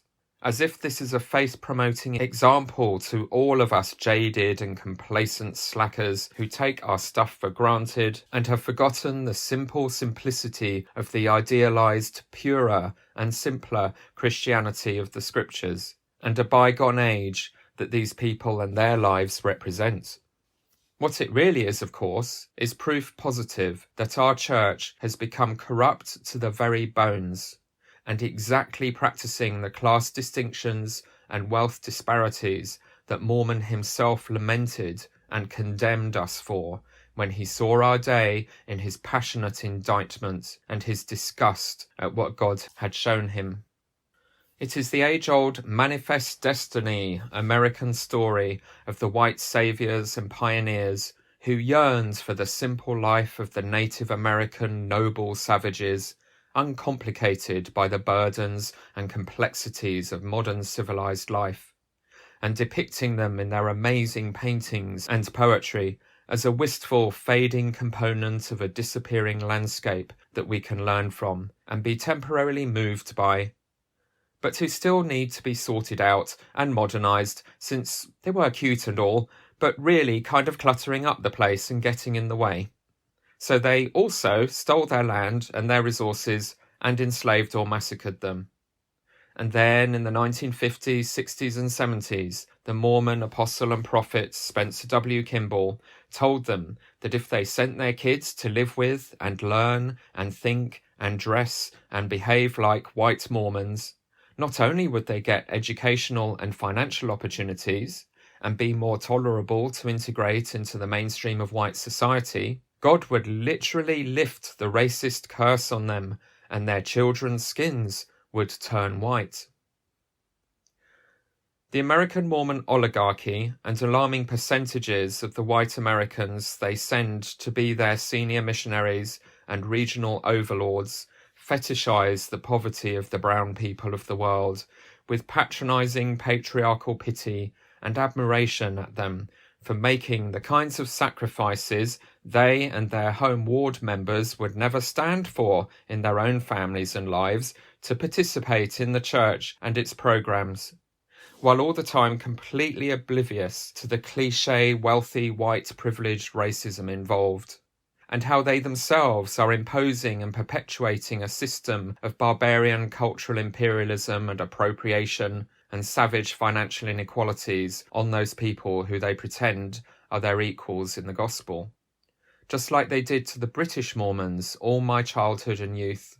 They have a worrying tendency to go all mushy and rejoice when the natives come to church clothed just like the middle-class Americans in their ward at home, and regard this as an outward sign of their steadily civilizing influence on these alien people in the proverbial mission field. People who have been refining their civilization for thousands of years longer than their own immature American one. And they join in the chorus with the general authorities celebrating how generous they are being to these people with the crumbs that fall from their Wasatch Front banqueting table, heaving with gold. Several members of my family have served such service and proselyting missions as retired adults, and they are the salt of the earth. Their intentions are pure, and they've had much wider life experience and consciousness of the history and injustices of empire and past Christian imperial evangelizing in Africa and the Caribbean where they served. So my impression is that on the whole, they have been more sensitive in these matters.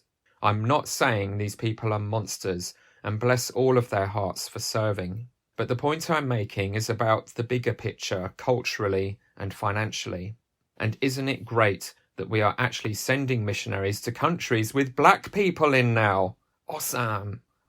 Bill and Melinda Gates are using a portion of a fund half the size of our Ensign Peak one to cure malaria and save millions of lives. That's what you can actually do with that amount of money to spend. We Mormons, with far more money, are throwing breadcrumbs.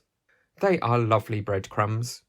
While researching the UK Charity Commission website declarations from the LDS Church, I discovered that our large Mormon farms here are also registered as a charity, although they have probably received hefty European Union agricultural subsidies over the years, if I remember correctly.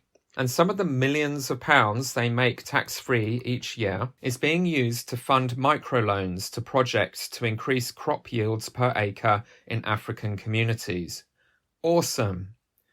But our church is still expecting kids in poverty and their families to work and scrimp and save for years to pay for themselves to serve full-time missions, while our prophet President Russell M. Nelson travels to Kenya to tell the Mormon poor to pay the corporation of the President of the Church of Jesus Christ of Latter-day Saints more money and expect God to wave his magic wand and make their country rich. Can you see the rather significant contrasts here? And still, not a single share has been sold to help the missionary program in this financial crisis and rising costs, so that they wouldn't need to raise the fees to serve by 25% in a church that is so awash with filthy lucre that the sums are actually difficult to conceptualize. The church could afford to house every missionary in the most expensive hotels in whatever country they are at, and provide them with chauffeur-driven Rolls-Royces and personal chefs without it causing even a blip in their ledger book. But you won't, will you, presiding bishops? You aren't saving wealth for 7 years to pay out in the 7 years of famine. You are taking tithing from everyone and hoarding it indefinitely. And every time there is a famine, you are saying, "Give us more money and time, please. Don't you know there's a famine on? Especially you missionaries. That will be $100 more a month. Thank you. Chuk-ching!" You really couldn't make it up. Lie after lie after smiling lie. They'll give a few tokenary Maundy Money pennies to a few of the poor, but do nothing to practice what Jesus preached and fundamentally reconfigure how money and power are abused in our church and make it worthy of the name of Jesus of Nazareth. Not the Norwegian Pharisee Zeus Jesus in the art and the logo and the new foyer shrines President Nelson has made compulsory. The Middle Eastern Jesus who spent quite a lot of his formative years living in Black Africa. Yes, the Africa you wouldn't touch with a barge pole till 1978, because apparently Jesus had rather gone off those people he used to live with, and who gave him shelter as a refugee by the 19th century. And what about the parable of the talents? What did they say again? Bishop Colze said, investment is not burying the money in the ground like the parable of the talents, but making sure it's not idle, that the church will enjoy an increased value in these reserves, so they can be used for the sake of, for the purpose of the church, close quote. W. Christopher Waddell said, quote, there's so many examples in the scriptures that we strive to follow, whether it's the parable of the talents and not to bury the talent. We saw what the Lord did to that individual, close quote. Have you noticed yet? These senior general authorities actually think the parable of the talents is about making a killing in the stock market. They are literally taking it literally. They are the foolish servants that God will take everything away from, and they don't realize this. But let's put those guys in charge of managing funds that are larger than the gross national product of all but 40 of the Earth's 195 nation states, most with populations far higher than the tithe-paying membership of the LDS Church. Right, listen to me, W. Christopher and Gerard. Since they recently replaced Dino Davies, but still inexplicably kept you two in the presiding bishopric, including the one who doesn't know what the Great Depression actually is, please do me this one favour, chaps. You know that parable of the talents? It's not about making a fortune in the stock market. I realise this will come as a shock to you, because it's obvious from your massive, oblivious grins that you think you are rocking it right now and are so totally stoked to be actually doing one of Jesus's actual parables in Jesus's actual true church. Literally. I mean, how many people get to do that with their turn on earth? Am I right? Well, I'm afraid you've rather got the wrong end of the stick, old beans. It's what we call a metaphor. Yes, a metaphor. Metaphor means it's not literal. Parables are not literal. They are symbolic. And funnily enough, what this talents parable is a metaphor of is that you are meant to use your gifts and resources to help people who need the help, not corporations, not big pharma, not oil companies, not that company you gave millions to that makes offensive weapons systems, not Amazon or Google. It's not about who has the most stocks and shares and money in the bank when Jesus the Master returns wins. I know, that's what the parable literally says. Jesus will give the biggest prize to the person who makes the most money on the stock market. But that's not what it means, W. Christopher and Gerard. He means he doesn't want a massive room of gold when he begins his millennial reign. He doesn't need it. The parable means that you give the money to the poor, and then they can help lots of other poor people, and they all pay it forward, and soon loads of people are helping loads of other people, and you've made the world twice as friendly and awesome and well-fed as when you started. Now, this next bit is going to be even more difficult for you to hear, so sit down, both of you, and think carefully about what I'm saying and try not to be too upset. I'm here for you. The other thing this parable means with its metaphor is that you are the bad guys. I'm sorry, W. Chris and Jerry, but you're the useless and foolish servants who hid all the money away, looking after it ever so carefully. And we're so careful, so very, very careful. For when your master comes back, instead of using a single penny of it to help anyone in a world full of hunger and poverty and a church collapsing into mass inactivity, that you could have done so much with all that money to help and feed and heal and prevent. Baby Jesus is very, very, very, very disappointed in you. And if you don't do some repenting pretty pronto, you are in deep trouble. How deep? Well, if you piled $100 billion bills on top of each other and buried them in a deep, deep hole till the whole pile could fit in it, that's how deep. Yes, it's a lot, isn't it? Yes. Off you go now and say sorry and repent.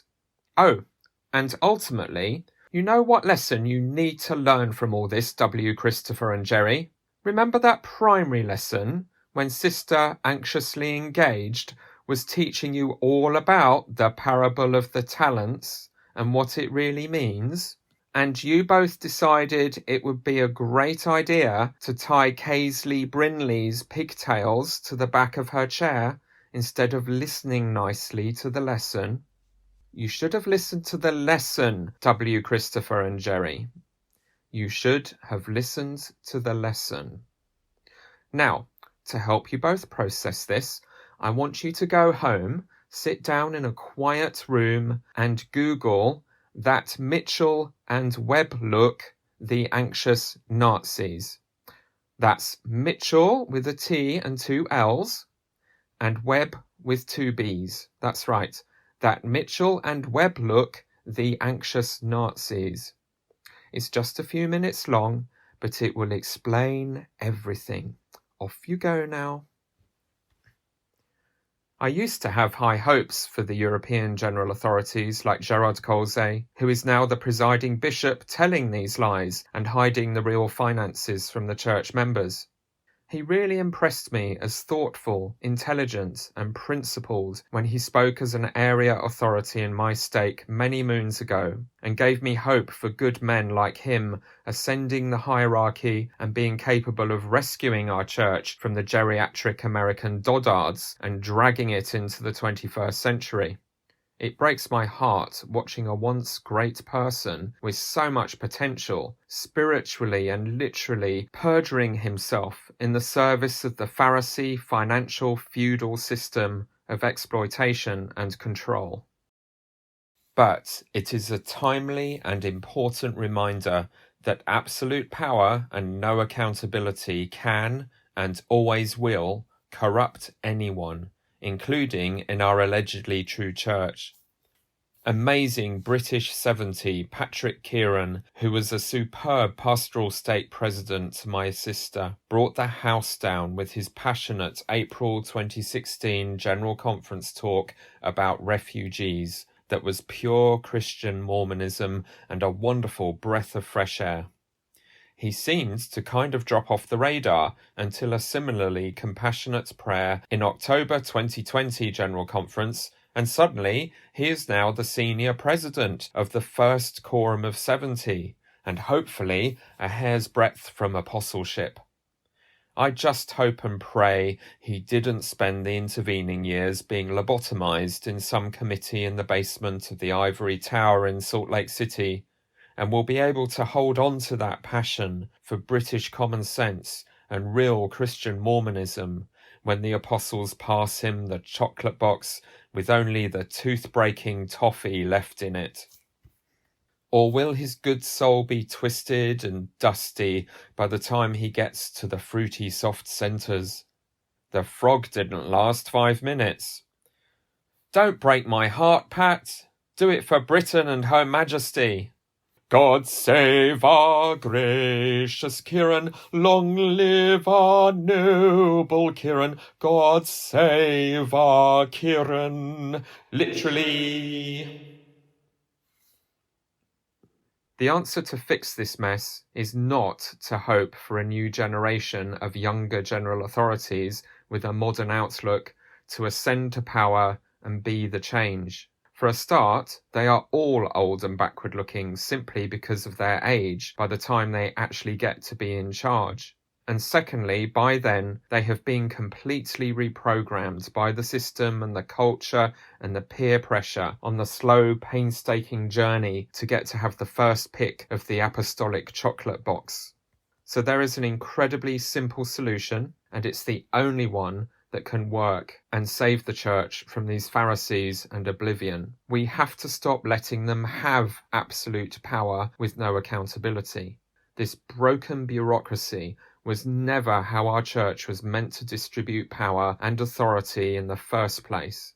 We can't possibly require more screamingly obvious proof of the desperate need for common consent oversight and supervision of our general authorities by the collective wisdom of the ordinary people in the church than the omnishambles paraded in front of us all to be horrified by and learn hard lessons from, that are the revelations about the secret combinations of the Ensign Peak advisors and the utter public relations apocalypse the presiding bishopric made of trying to justify it. The First Presidency did its bit to try and contain the PR damage. On the 17th of December 2019, they issued a short 2-paragraph First Presidency statement on church finances. Statement provided in response to media stories.